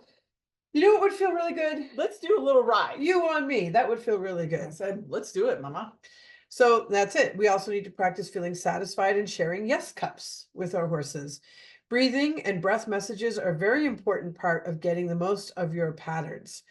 Remaining curious and open to your horse's comments on your performance is critical, but they are not being hypercritical of you in a nasty way. They are simply trying to improve your ability to listen, communicate, and also show you how much they're trying to hear you too. Okay. So homework is this. Rocky is teaching me to be very, very, very, very, very, very, very clear about gaits. No monkey business, Sharon. Thank you, Rocky. He looks so cute there. He does. And he was really giving me such a hard time about that day with that gate. I remember that. He was like, you will get it right at this gate. And I was like, yes, sir. Make some checklists for you and your horse and really break down your abilities and theirs to see where you both need more attention and care. Right. So this isn't like where I suck. This is like, where I suck. Yeah, where like the care list of about suck. Not the list of suck. It's just I care about me. My horse cares about me. I care about my horse. We all care about each other. That's what this is about. So watch some Horse Peak YouTube videos from the perspective of patterns. So even if we're not talking about patterns this in the videos, just skip the talk and just turn the volume off and just watch the video from the perspective of patterns because they're going to show up. Or if you're on the club, watch some of the featured videos Yeah. on their own. With that in mind, like have that as your lens. Be like, oh wow, look at that pattern. That's cool. Think about other areas of your life where you learned to do things from a chunked down perspective. And what was the successful pattern that you learned to use in those cases, like driving a car or riding a bike? But you may have some very specific skill or agility or training, or you got your PhD in something, but like you had to learn a set of patterns.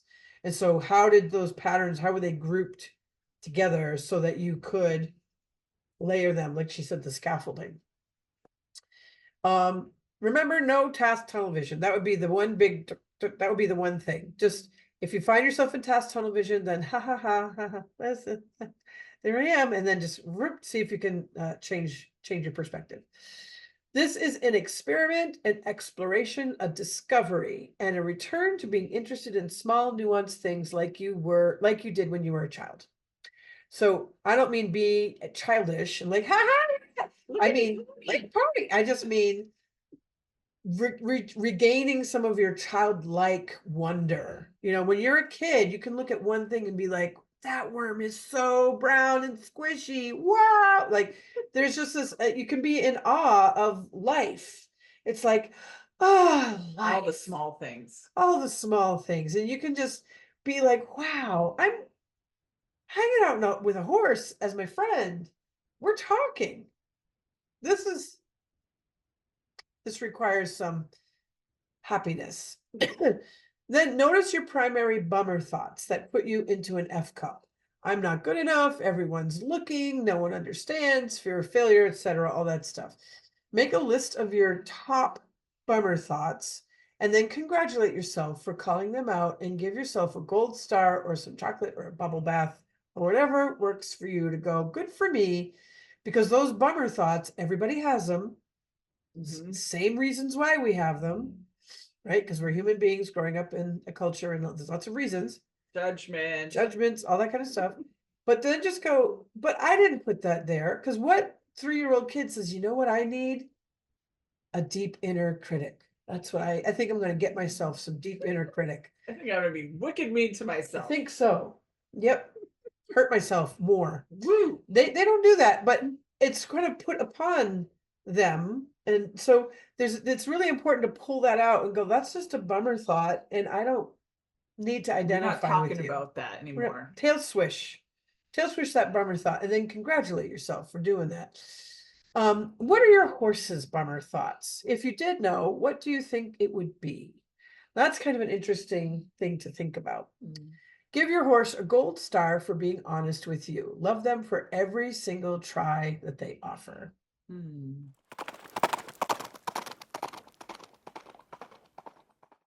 Hi there. So we're going to be showing some videos today, and we're going to do a sample of each horse.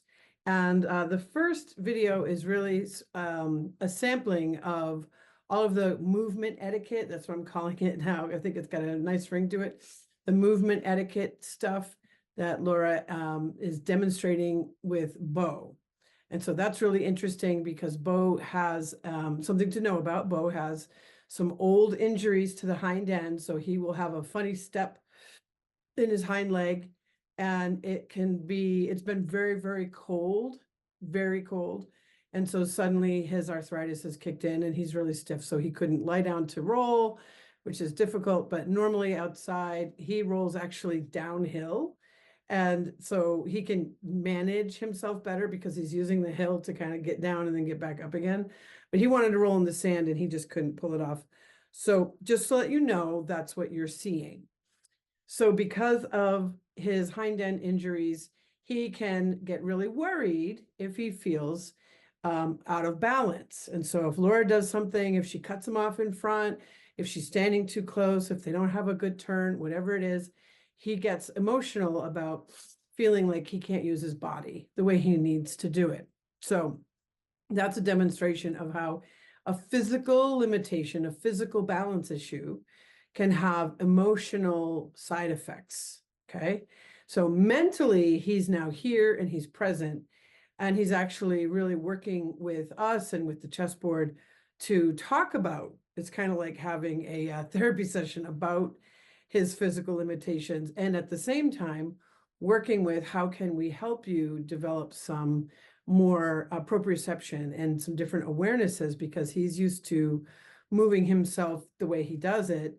And when we come on the scene, we're saying, could you try it like this or try it like that? And so instead of saying to him, do it like this or do it like that, we're saying, can you try?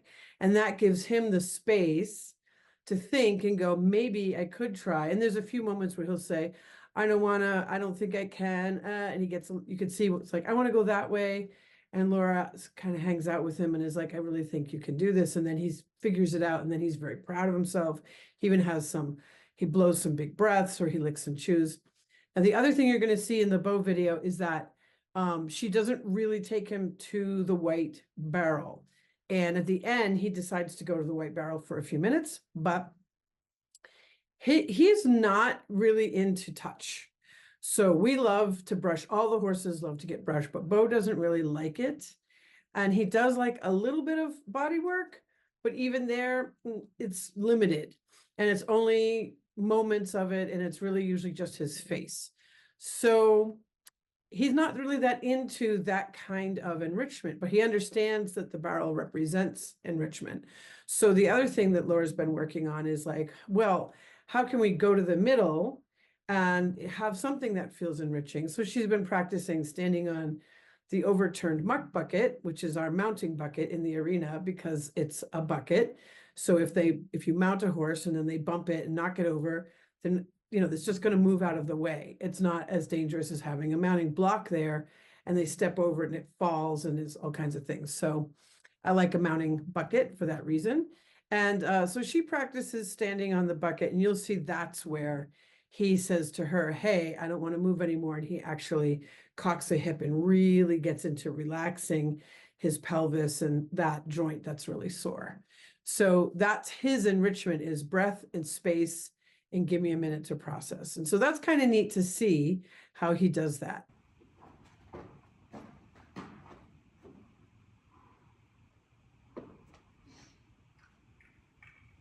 Ready? Keep company. Nibble, nibble. 1, 2, 3. Good boy. Go. You have to shut the door. Ready? Oh, there's the door. 1, 2, 3, door.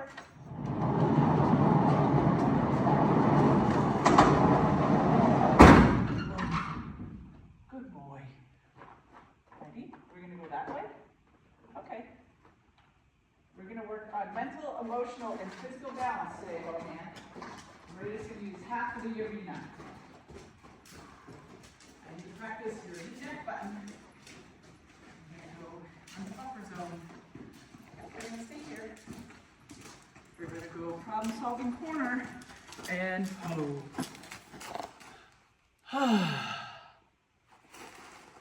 Okay, that's crowding. Yep. You pushed me out of the way because you felt like I was in the wrong angle. So we're going to back up. Ready? Good. Very good. Yep. You want to go to your barrel, and we're going to take off your coat. But first, let's finish our round here.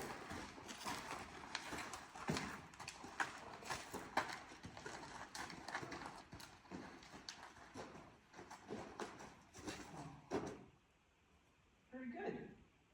Now, I need to go that way. Ready? Cheek, neck, shoulder. That way. When you're ready. Good. Bending of the neck. I think you have to lean back. Oh, that was super. Good boy.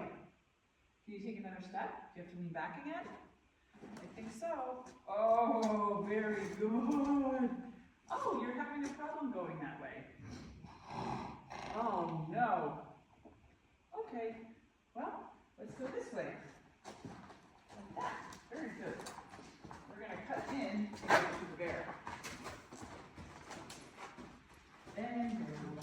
Oh, you don't want to barrel. This turn, you want to roll. I was going to take your blanket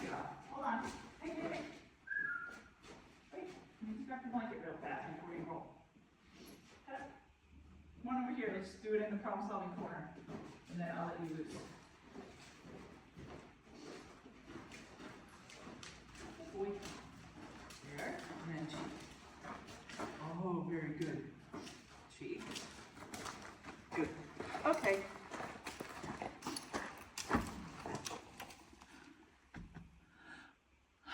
You like this? I'm going to take off your blanket now. Wait. Good. Good. Good. Wait. Good boy.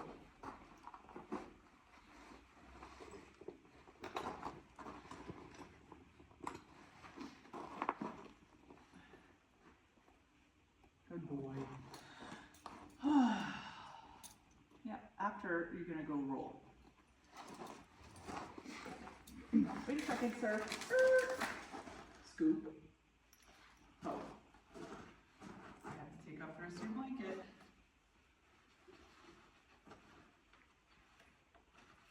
I'm gonna 1, 2, 3, pull. There you go. Good boy.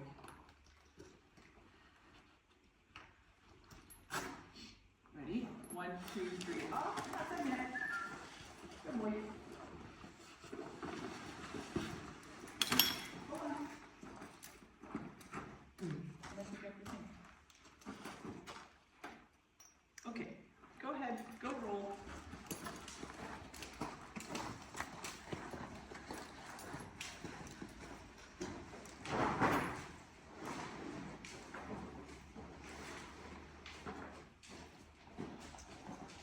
Good boy.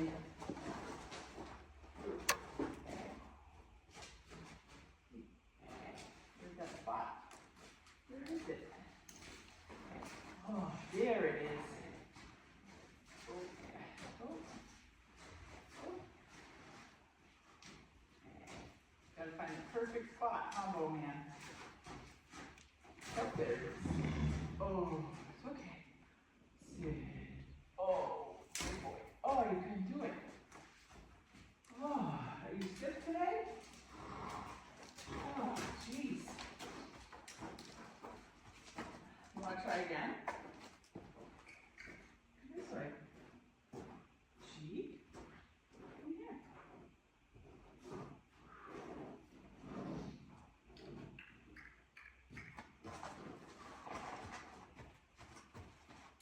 Good boy.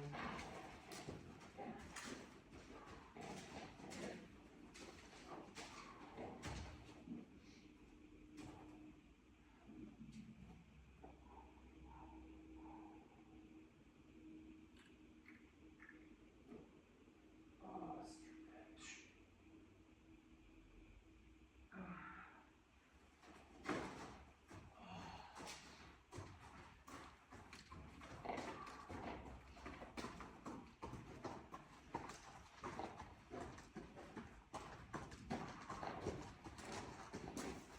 Work on our schwung.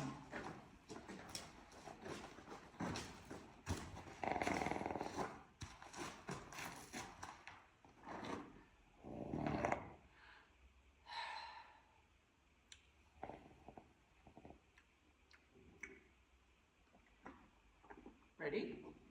Let's go. Good boy.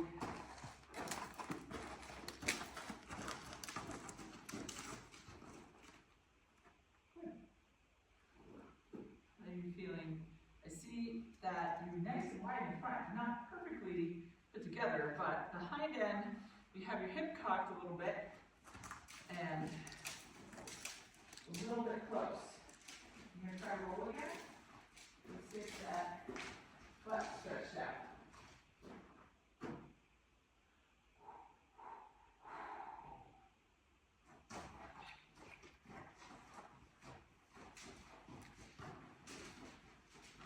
There you go. Good stretching.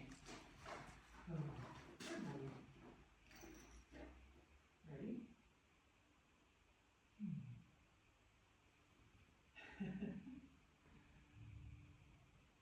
So mentally, he's definitely with me. to roll, so that's interesting. And then emotionally, I feel like he has a little bit of a worry on his eye, and I think emotionally, he always rolls, so that could be a factor with him. Right now, he is mentally here, front feet, back feet are definitely staggered. So we're gonna do a round of the cones and see what happens. I'm gonna be at cheek.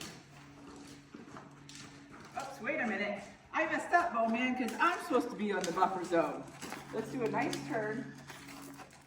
Whoops. Yep. Can you bring all? And then I'm gonna ask turnkey, come to me at your cheek.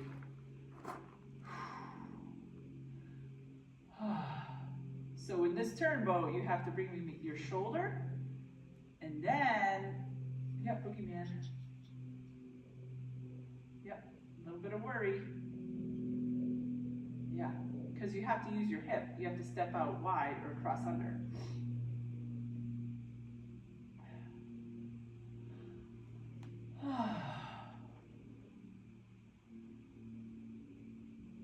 Yeah. Oh, nice lean back, Bo. Perfect! Good boy! Now, I'm going to stop you here. This is the head bump. Oh, we did underneath. That was really good.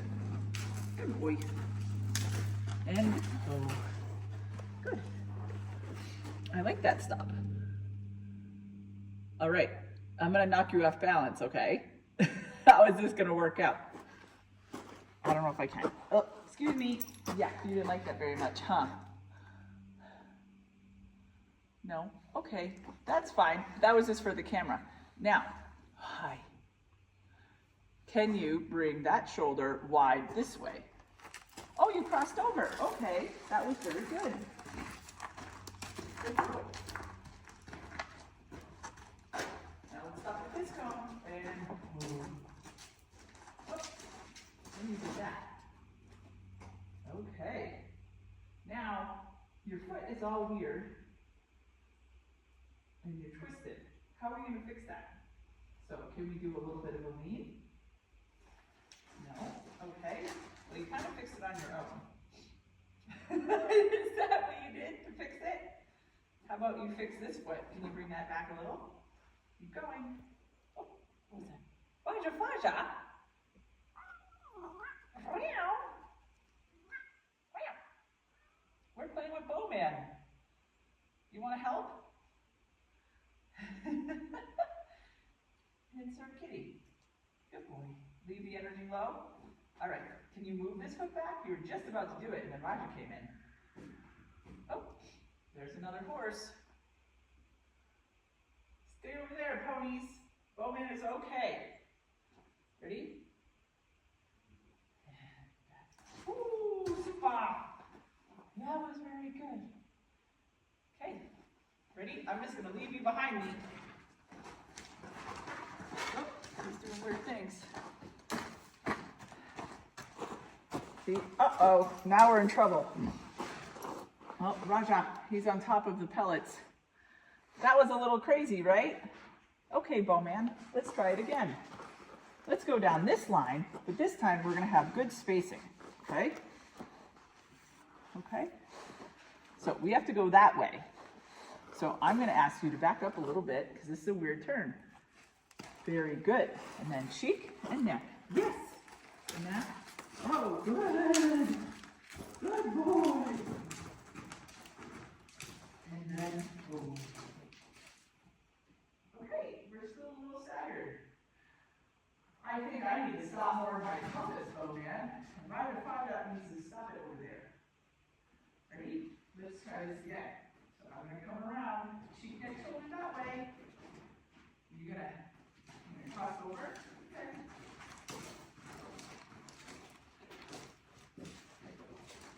And oh. Oh, very good. Sure.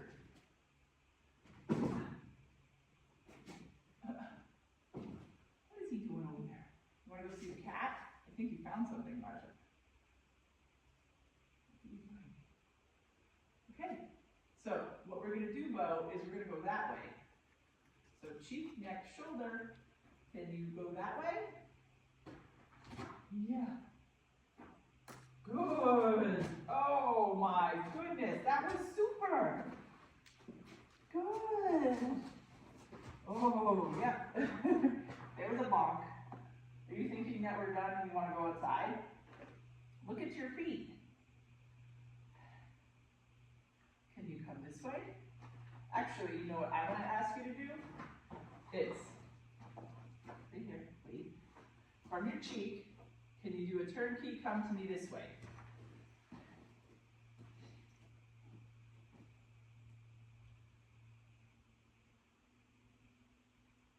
I'm going to set this aside a little bit for the camera. Very good, Bowman. And, whoops, I didn't stop him very well because I didn't have a target for him. And he's going back to problem-solving corner because I think he's wanting to go back outside. But, Bo, can we do shoulder? So this is going to be complicated corner because I have to claim this space. There we go. Good boy. Now, can we step this way? I don't know. Camera probably can't see because your big butt's right there. Can we turn around? Let's try it. Cross your front feet. Yes. Good. Oh, and you cut me off again. Whoops. That's okay. That's okay. All right, you know what we're going to do is come this way. Yeah. And go around the bucket. Ready? I'm going to stay in the bucket. Micro lunge. Keep going. Yeah, good boy. Ready? Cheek, neck, shoulder. This way. Oh, perfect. Good boy. Good. All right, let's try this again. And boom. Okay. Now, let's do this. This leg. Oh, you didn't lift it first. Okay, that's interesting. Yeah. Good boy. Can you step wide with that leg? So this one is weird. Can we fix it? And your hind end looks really good. So emotionally, I think you're feeling a little bit better, but now you're mentally like, what are you doing? Can you bring that foot wide? Yeah. It looks like you might have to lean back a little bit. Now we're gonna go this way. Nope, you can't. Oh, there you go, you did it. You did it. I want to get up here. What do you think about that?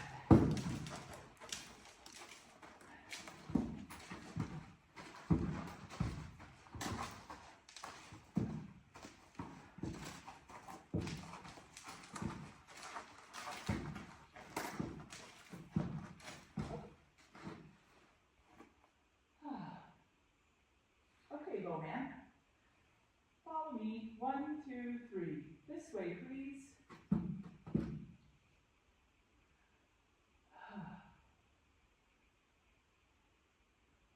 Yeah. It's kind of a weird angle, I know. Because then it's cheek, neck, and then your shoulder. Yeah.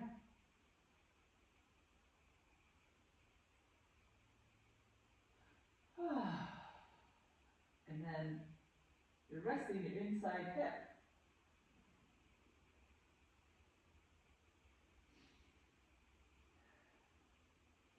So I'm going to switch.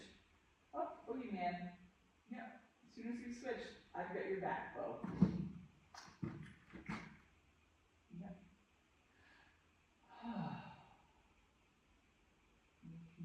Rock the baby.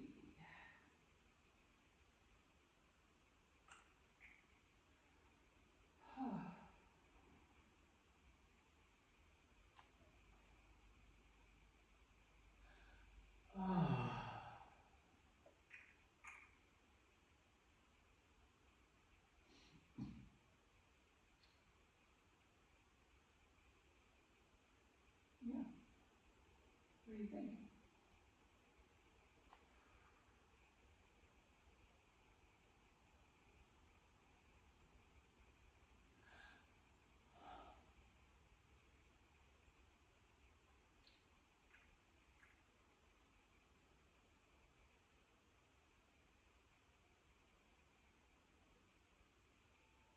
Don't need to worry about that stuff, though, man. Tail switch. Can you try again? Cheek, neck, shoulder. There it is. Good boy. Oh, goodness. Good boy. That was super, honey. That was super. Good boy. Come this way. Turnkey, come to me. Good. There. Good. Yeah, that was really good. And, oh. You're going deep in the problem solving corner. Now we have to problem solve it. There you go, buddy. That was good. 1, 2. Now, can we go that way? Here. Nope, we're not going to go that way. That way. Let's try it. Cheek. We'll do a little bit on your halter to help you back up. Little twisty. Ooh, super. Yep. Don't bump me. Don't bump me. We're going to go that way. Learning something. I heard your belly growl too. That was a big growl. Yeah, let's see if we can process that. That was a big deal, huh? Okay. Do you want to try again? So that foot has to go that way, ideally. Let's try it. No, we're not going to go that way. Let's go this way. I want to help you. Ready? Let's do a little bit on the halter. Cheek, neck, shoulder, step. Oh my gosh, you did it. You did it. Good boy. Good boy. And boom. I feel really good about that, Bowman. Wait a minute, Nikki. Can you bring this foot back? Bring that foot back. Wait a minute. Oh, it's okay. Good. The other one. Good boy. Cheek, neck, shoulder, girth, jump up, hip. Let's go. Good boy. I'm going to go to the other side of the barrel. And then we're going to do a whole lap around, Bowman. We're not going out yet. He says, I think we're done. How about tail swish? This way, please. Yeah. That means that shoulder needs to go this way. And then, let's see. It'll probably end up spinning on that inside leg. Yeah. This way.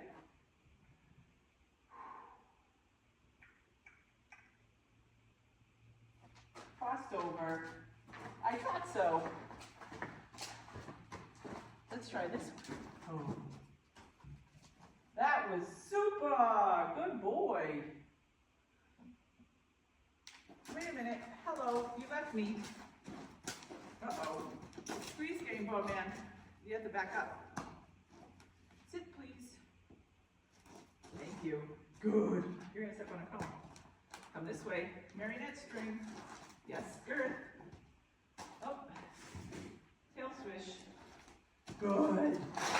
Oh, you picked it. Let's do one more yawning bucket.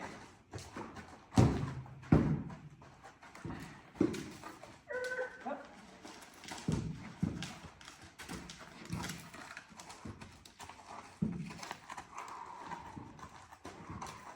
Something. Good boy. Here. Here.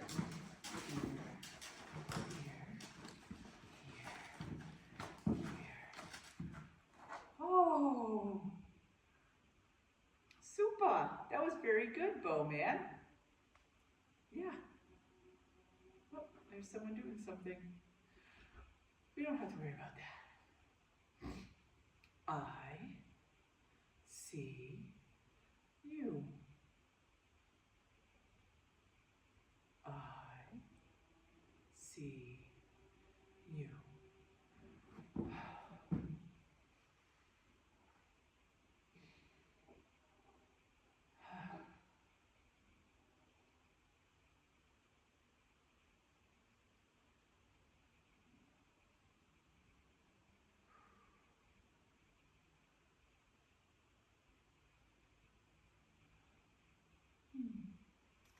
we're not going that way. This way. Can you bring your girth over here? Yeah. And your shoulder. And your neck. And your face. And you follow me. Yep, the car's coming. See over there, car. Don't mess with Bowman.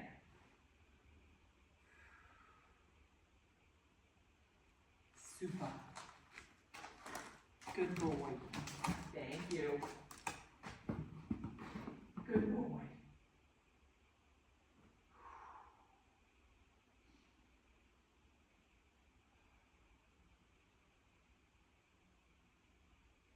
Okay, wait a minute. I have to get off the block.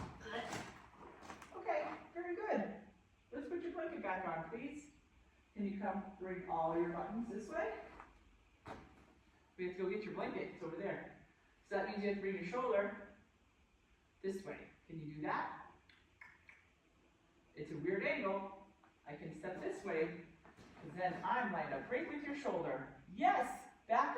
That's it. Yes! Bo! You did it! That was super! That was super! Yeah. You want a little brush? You're doing a little highway. Would you like to do that? Good boy. Yeah. Okay, let's go get your blanket. Put your blanket back on. Oops. Let's not do crazies at the end. Let's try to stay clear. I got a little fast, I think. Oh.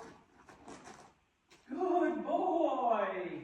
1, 2, 3, get in the blanket. Let's bring it back this way. She's next shoulder. Good boy. And oh. Good boy. All right. Let's do this, sir. Okay, ready? Hold this. Can you hold this for me? Yeah, hold this for me, like that. Nope, that doesn't mean move. Hello. Can you come this way? Pardon me, sir. Yes. Oh, nice up and wide, Bo. Let's put this on. And hold. Very good. Okay, ready? Stand right there. 1, 2, 3. Good boy. Good boy, sir. Hi. Too close? Of course. Too close to the face for a Bowman. He's such a good boy. He's such a good boy. Don't move. Wait. Good boy.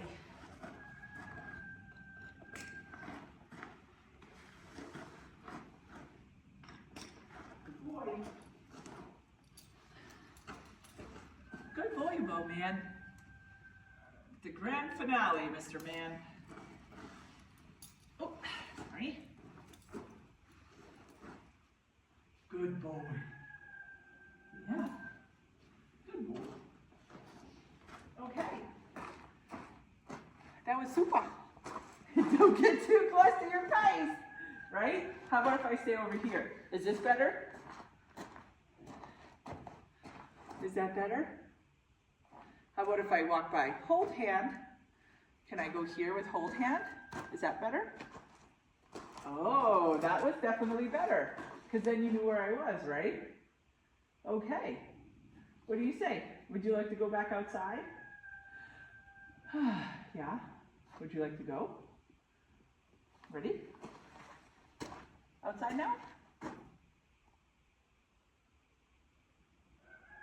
Are you just gonna stay right there? Yep, say bye to the camera. Tail swish. Good boy. Good boy. Can you stop? Nope. Okay, let's negotiate the door. Oh, good boy. Ready? That one foot back. I know, I'm sorry. That one. That one. Oh, sorry, Bo.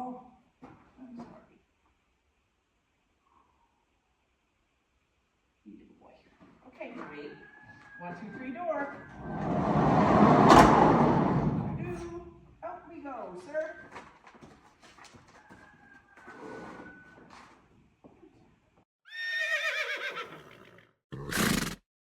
Right. Well, that completes our webinar session. And now it's time to get into looking at some chats as well as any questions The Q&A. that you have. All right, so we'll start with our Hey, first would you question. introduce yourself when wearing full winter gear that they haven't seen before? Wouldn't some horses be very unsettled by this? That's a good question. I think that it's possible that some horses would be put off by the visual, but they are using scent also. So if you're wearing the same deodorant, perfume, using the same shampoo, you The smell same clothes. same underneath, you're gonna Yeah. smell like you.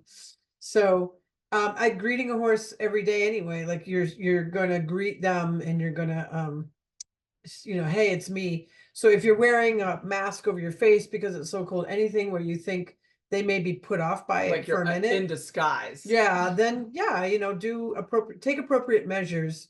Some horses will be put off by that kind of thing and some horses won't. So I think it's really just a case by case and just keep it in the back of your mind. Like, let me make sure that you know it's me.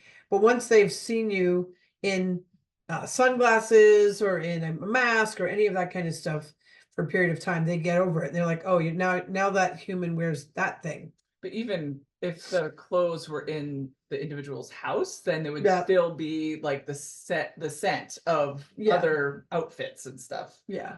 So yeah. But good question. Yeah. My arena is my sheep pasture. So it is within an enclosed area. I do walk around the perimeter and touch the panels with them for sentry and safety when we enter the arena. But sometimes my horses will try to head to the center to roll or whatever. Is it important to say, no, we are doing the walk around the perimeter, or just let them do what they want? It is an area where I let them just hang out. They will often lay down in there, soft sand, so it seems safe to me. So do sentry. So the answer is because you're saying I want to do chessboard with you, even though that place may feel safe to them. You want to say, now that I'm here, I need to do this practice. So the answer is, it's great that they already feel safe and they feel lovely. And this is a nice restaurant. Let's go there. Let's have a cup of tea. It's awesome. But you want to say, well, it's my first time today in this chessboard.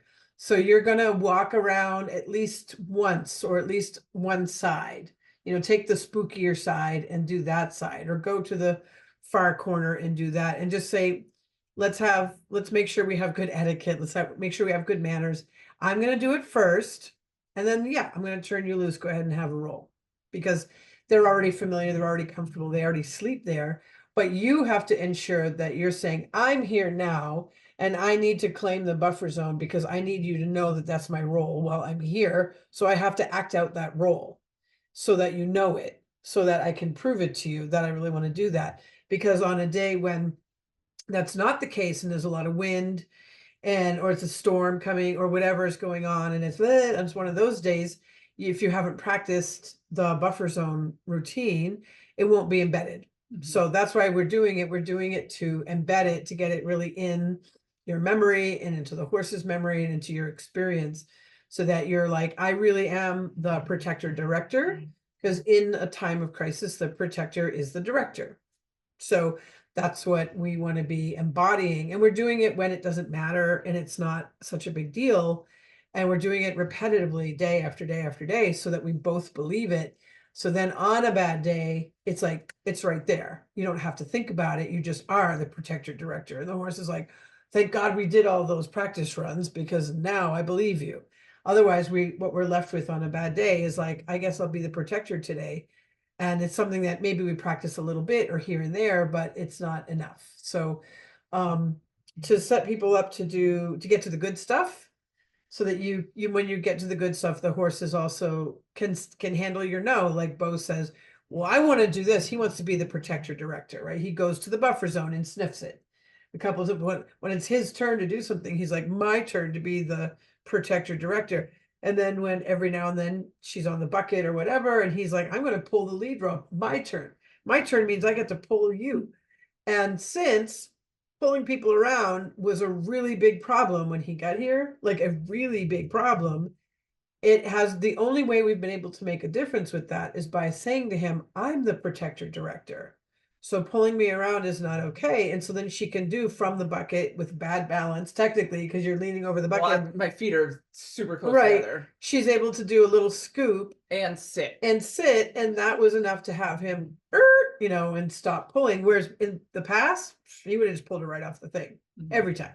So he did kind of pull me off. I wasn't expecting. Yeah, but I was like, wait a minute. But then I went and I was scooping, but then I went to sit as I was getting off the barrel, and then he stopped. He stopped, right? Yeah. So with a big horse like that, who's had a deep history of pulling people around, it's really hard to get through that kind of thing. So, well, I was actually just thinking about the rolling and doing the protector message of taking the buffer zone, just about Rocky, because you'll see when we launch the next group of videos for you to watch at your leisure, Rocky is the consummate protector. Like I'm in there with Jag, and Jag's having a little bit of a meltdown, and he is walking the line. He's walking the buffer. And so when we go in there, though, it's like we know every single time Rocky goes in to the arena, he rolls. As soon as you let him loose, he rolls. So it's like, my turn is, we're going to practice going, I'm on the buffer zone. We're going to do our thing. We're going to do maybe just one direction. We might do both directions. And then your turn is you get to go and roll. Right. So that's just the way we want to have that, like, beginning of the session to be like 51%. Yeah, this is my idea. I'm bringing you into the arena. I want on my terms. Yeah, I want to have the 51% here. And I'm going to turn you loose so you can have your turn, and I want you to have your turn. This is why I said one of the things was giving them agency where it makes sense, you know, where it's appropriate to do so. We want them to have agency, but we can't be wishy-washy either. And so if we're coming in saying, look, you got to trust my 51%, then I need to be clear and firm with my 51% but fair.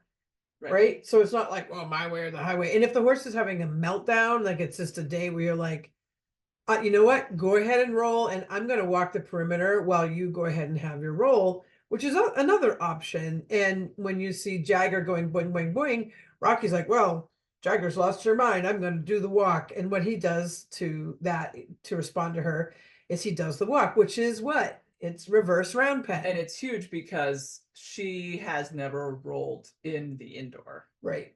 And so you can see when you start watching the video and Jagger is trying to settle, and you can see her fighting herself on like getting into relaxation. And so then there was like a click noise from Rocky investigating the tractor. Yeah, it's like, this tractor does. And then she got triggered, and then she started running around. And so then we work it through. And then the crazy thing, I didn't realize this when I was in the moment because so much stuff is happening. When we were viewing the video earlier today, she goes back to the exact location where she freaked out later in the session. Do you think you can pull it up just so we can just see the Rocky Jagger part? It's a little complicated because I haven't actually rendered it. But oh, you haven't rendered it yet. Okay. You could maybe screen share it. Yes, I could do that. Because we keep talking about it and talking about it. I know. We do this all the time. Keep going through the chats real quick. All right, go through the chats. Seeing the long pauses and the time for processing. I love seeing the long pauses and time for processing. It's so helpful to see real-time sessions so I can see what it feels like. I always thought I wasn't doing it right because, like, my horses will keep changing the menu.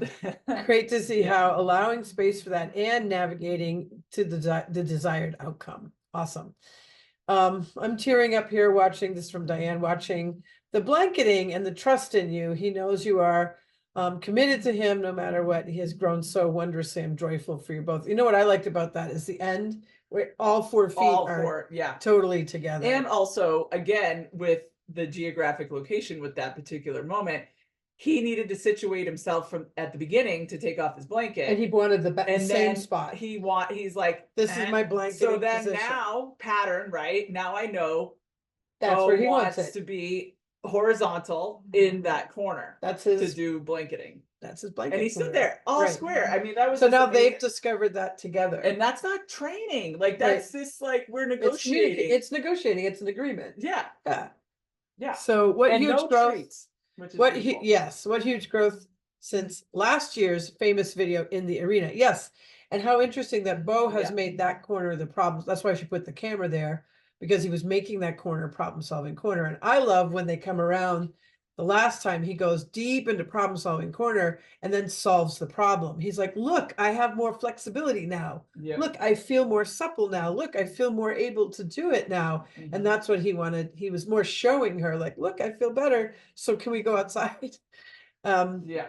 Let's see. I'm not seeing the questions.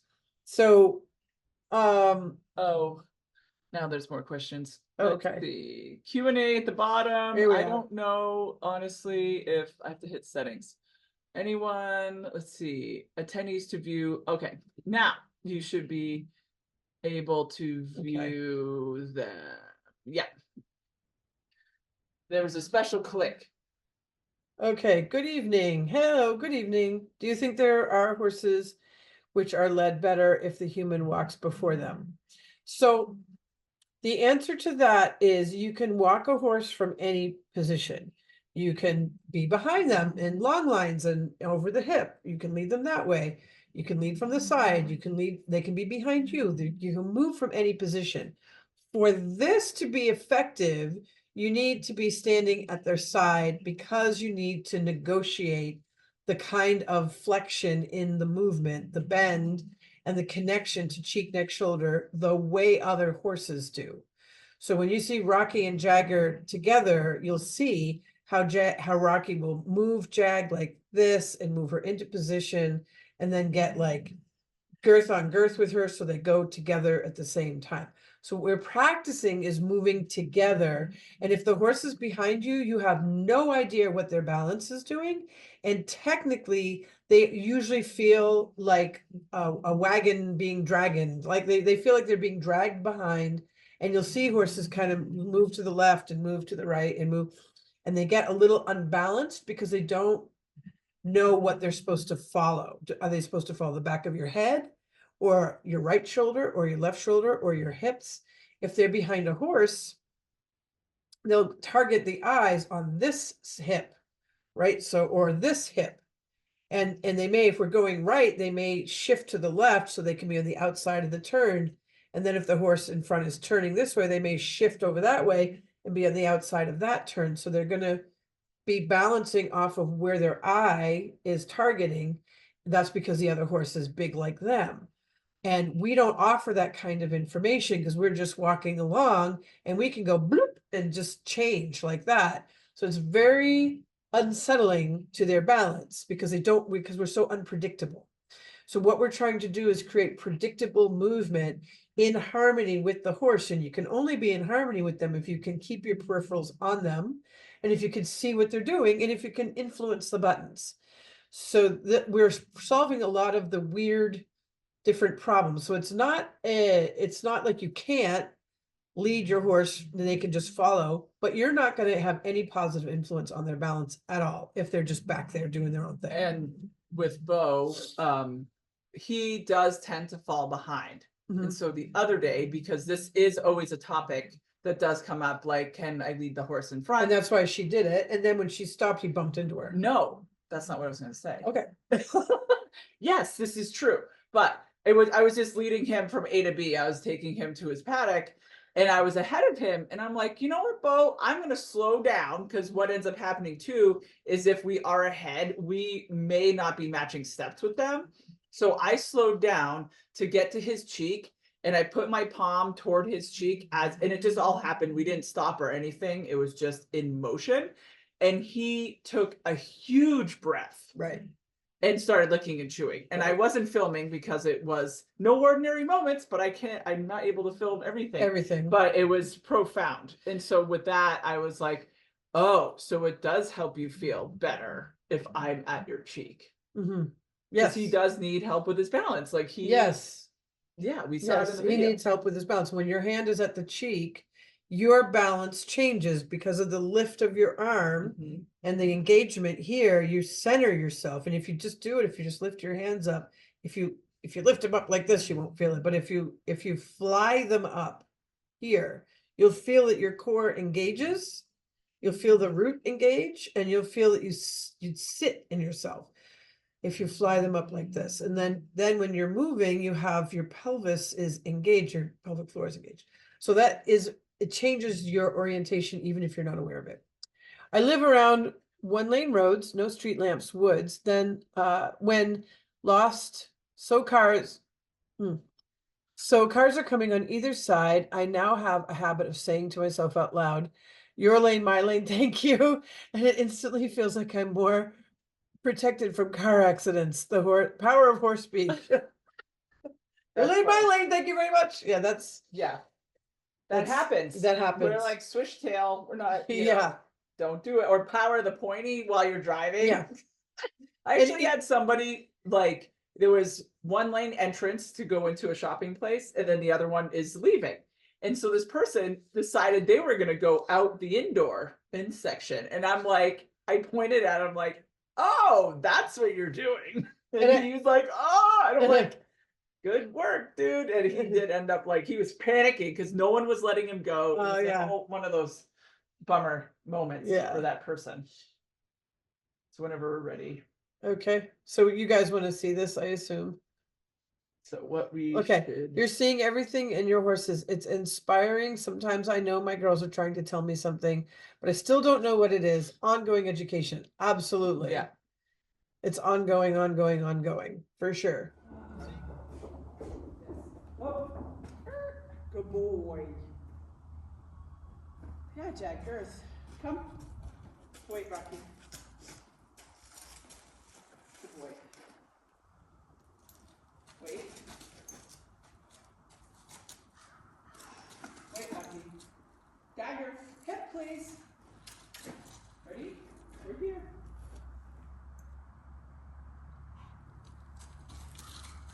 Good boy. No, thank you. Come on, Jack. Good girl. All right, this way. Easy.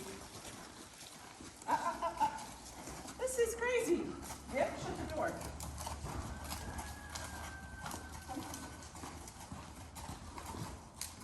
And home. Dagger home. Good. Wait. No Rocky. Okay, people. Wall. Good. Good.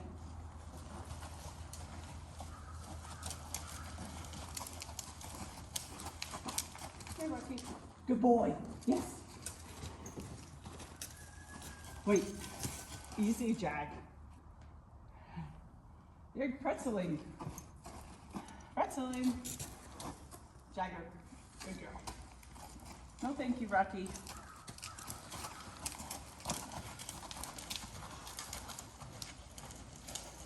Oh. Good.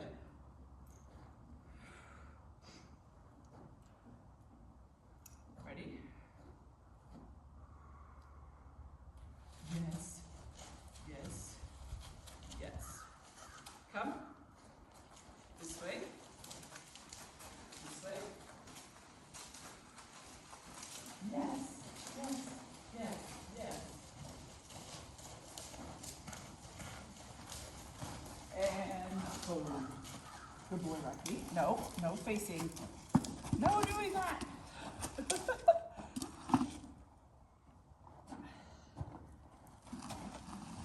Easy.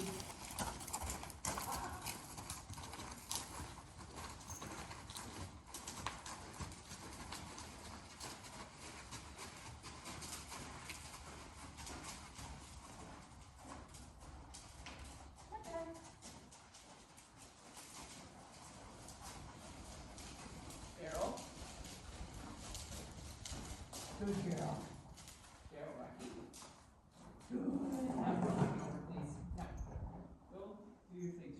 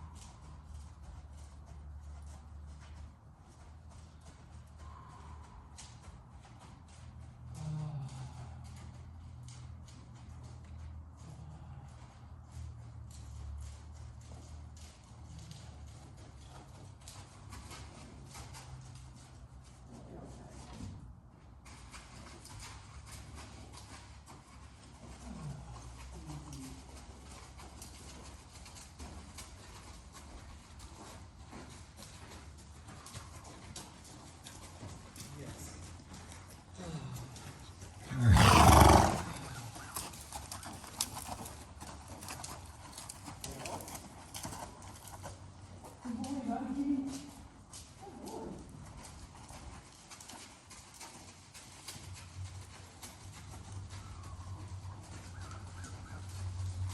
Oh, Marky. Sit. Sit. Sit.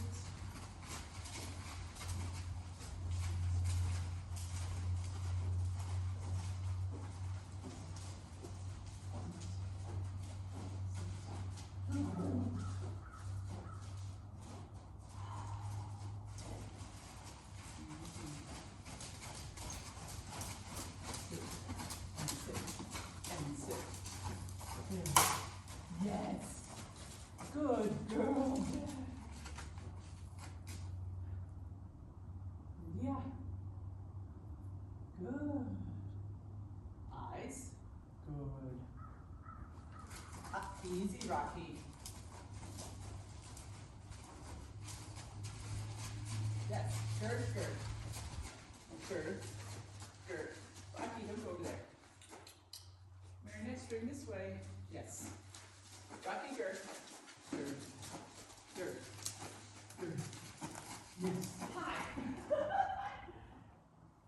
Hi, Rocky. What? She's going cuckoo. All right, ready? Birthday. Let's do girth. How about you stay there?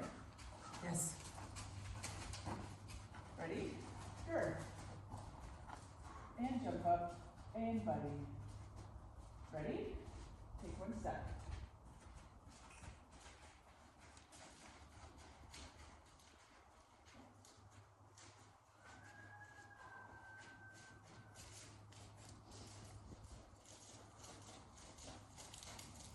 Good.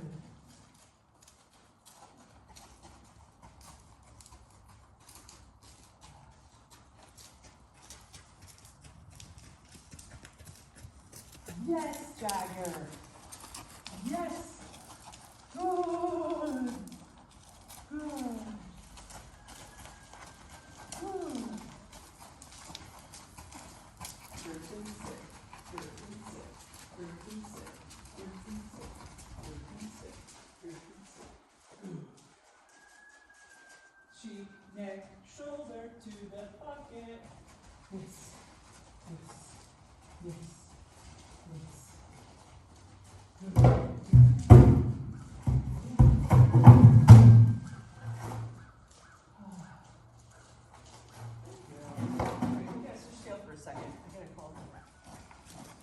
Hi. Yeah, I'm all done. Are we done? Let's go.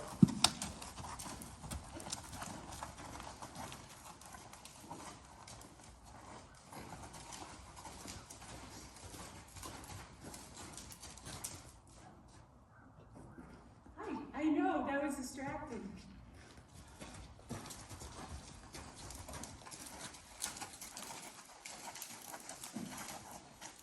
Good girl, Dad. Yeah.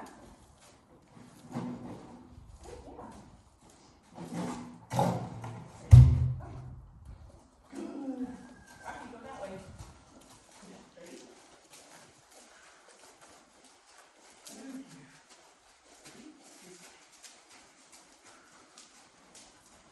Good.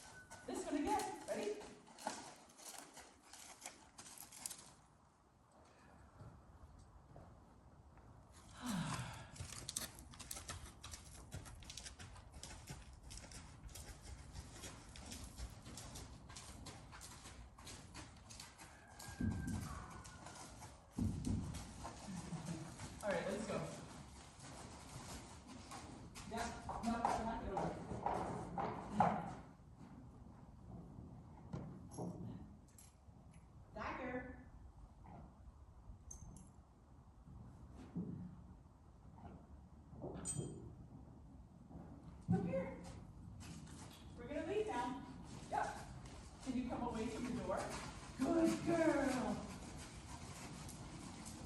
All right. Good girl. Yes, super. Good boy, Rocky. Okay.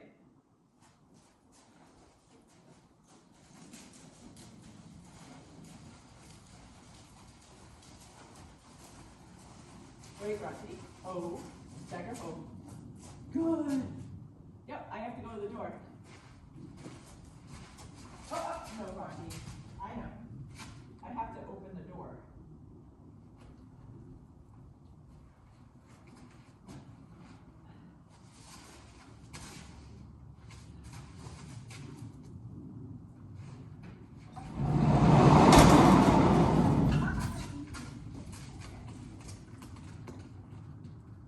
Thanks a lot. I myself am more comfortable if the horse is not behind me, but my horse sometimes seems to prefer walking behind me.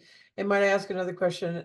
I walk behind the shoulder at the girth button. Does the horse interpret this as if he was a leader? No, no, because you're saying I'm doing this, I'm making this choice, and I want you to walk with. You could see like with Laura working it out with the two horses.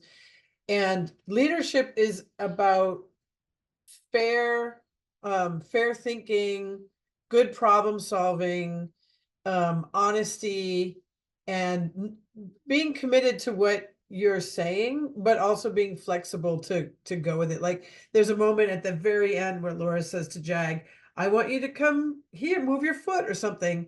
And Rocky comes and gets between Laura and Jag at the very end because he goes, no, Laura, we're all done now. And it was true. It was the pacing and the timing was we're all done now. And so he interrupted that and went under her arm and was like, come with, brought her to like, come on, Laura, let's go to the barrel now. As a co-leader in that entire encounter, Rocky's a co-leader. So she still has to have 51% and be like, you know, if he's doing something, she has to say stop and draw a line. But at the same time, respecting that he's really good at horse speak and he's really good at coaching people on what to do. And he understood what Jag needed. And if you go back and watch that and slow it down, there's a lot of moments where he does something with Jag and then he goes to Laura and walks by Laura. And so he's either saying, Jag, listen to Laura, or Laura, listen to me, watch me do this with Jag. So there's a lot of him walking the perimeter and being like, I got you guys need to figure out this relationship. And then every now and then coming in and saying, you guys aren't figuring it out, so I need to do something. And then when my personal reflection on this video is like, I was highly focused on Jag because she was the most dysregulated. And Right. then there was definitely moments when I was missing what Rocky's comment. I was going to say Jackie. Rocky and Jag together. What Rocky was really also wanting some things from me. So I can see that there was a little bit of holes in having my split attention, which again was like Jagger was in meltdown status. And then I was also trying to like get through it and not just be like, okay, well, you're melting down, let's just leave. I wanted to practice working through it. So it was hard to see the whip, but I was walking a lot with the whip at her sit. And that helps her. And it helps her. And then I'm like, Girthin, sit. So sit down, take the load off, Girth, line up with me. You're with even me. though I'm in the drive position. And then he did the same thing. He Yeah. went to her sit button, he'd go to her girth button, he'd pass in front of her and display his hip and say, follow me. He got her, the only cones that were there were around the tractor, which was supposed to be Don't go don't there. go to the tractor, but But to it was him, he like interpreted perfect. it as that's the buffer zone. Or that's Those cones, that tractor, that's our obstacle course. that's an obstacle course. So we need to figure that out. That's a problem solving. Yeah, so that was also fun playing with not having obviously the soccer discs involved with that. So this I filmed a few days ago. So yeah, it's kind of jumping ahead with like what happens when you take away the discs. And so They were looking for them. They were. Yeah. And they were 'cause like, I'm well, these are the only ones we have. Yeah. So and then I made like really small corners. So it was interesting to see. So you'll see the other horses working in that particular chessboard situation as well. But then also it is like kind of a conversation that we're having, because that obviously wasn't a teaching experience. I wasn't talking to Bo like I was to them and necessarily, because it was like, I need to go film something for the webinar directly and make sure that I'm showing the things that we want to teach in the video. So, Right. and again, I'm like so bummed. It hurts my heart to not be able to show you what I did What with Mummy Mummy, did. because it was What incredible. Mummy did with you. Thank you very much. Yeah, Mummy is a good trainer Yeah. for sure. Great playing, Laura. Your movements were for the most part so smooth that even when the horses did not move as asked or as expected, Laura's movement adjusted and compensated, so the wrong direction became the right direction. Right. Thanks. There yeah. were almost always a win-win movement directions, a Tai Chi all the way. Yeah. That's it. You That's make it. you take their idea and you go, well, that's my idea too. So let's do that. Yeah. And then there's moments to really say, no, that's not my idea, and I want this. But most of it, they want to Tai Chi each other. And when you get into that flow with them, then they relax. And then they do come around and you could say, what about this thing? So it's like, pick your battles. And I think we can get very like, if you don't follow the rules, if you don't obey me when I say so, how I say it, it's all going to fall apart. And what really is going to happen is if you learn how to mirror them, mirror the motion, go in the flow with what is, then you can start to say, and now I want you to mirror me. And because you've taken away all the resistance and you've removed the fear, then they come around and say, well, yeah, you've been mirroring, you're such a good mirrorer. Why don't I turn that around and mirror you? And then you see that harmony get reinstated. And also, the video that we just watched, there was a hard cut because I actually got a phone call that I did answer, and we did start roaming. Like, I was kind of pacing around the indoor, and Rocky, I believe I'm assuming, because I didn't actually watch the clip where I was on the phone, but he went and did a safety poo in the far corner. And then, as you could see, they were right with me. Yeah, after I was done with the phone call. Yeah. And then we had really great connection. Yep. It was so, I was proud of us as a team. The thing that the sound was off a little bit because it's not rendered yet. So you were seeing things and hearing things a little bit different. But there's a moment when Rocky's exploring the tractor and he bumps a piece of it and it goes jingle, jingle. And that's why Jagger goes boing, boing, boing. Now, if you watch that, what happens is she runs through the cones and goes, oh my God, something between these cones and the tractor and made a noise. It was scary. Ah. And so she has to revisit that several times and he coaches her through it. Then she goes back to the spot where she was distracted when she heard the noise and started panicking. And he brings her there too, and he coaches her there as well. So she has to revisit where she initially got scared and go, I was right here when the noise happened. And he has to say, yes, I see you, by standing still with her. Yes, you were. And it's fine now. And she goes, it's fine now. And then she trots out of it without raising dust. So she's trotting, but she's zero. So she's like, I feel better now. So I could have energy, but I'm not losing my mind. And he says, well done. And Laura says, well done. And then she can and restart refocusing herself. Yeah. So it's really cool to see how she uses how they both use the geographic location. And what's so cool is that Rocky rolled on that side of the arena, which was new. He never did that before. Yeah. He always rolled on this side. So he's claiming more of the arena as safe. He's like, this whole thing is safe. I've made the whole thing safe. Yeah. So that was interesting because Jag never rolled in the arena, period. So she's like, you've made the whole arena safe, Rocky. I can roll right here too. And then of course things explode. Well, then that actually makes me think of Bo, because in the video with Bo, I decided to cut the arena off. So that's why I had the barrel and the cones and made like a smaller area. But then it's funny, he wanted to roll on the place that we didn't secure. Mm-hmm. Yeah. And then I did the same thing with Mummy, that I was like, well, we'll just use this small space. And then I let her loose and she's like, I can't be loose. We didn't actually secure the environment, the whole entire thing.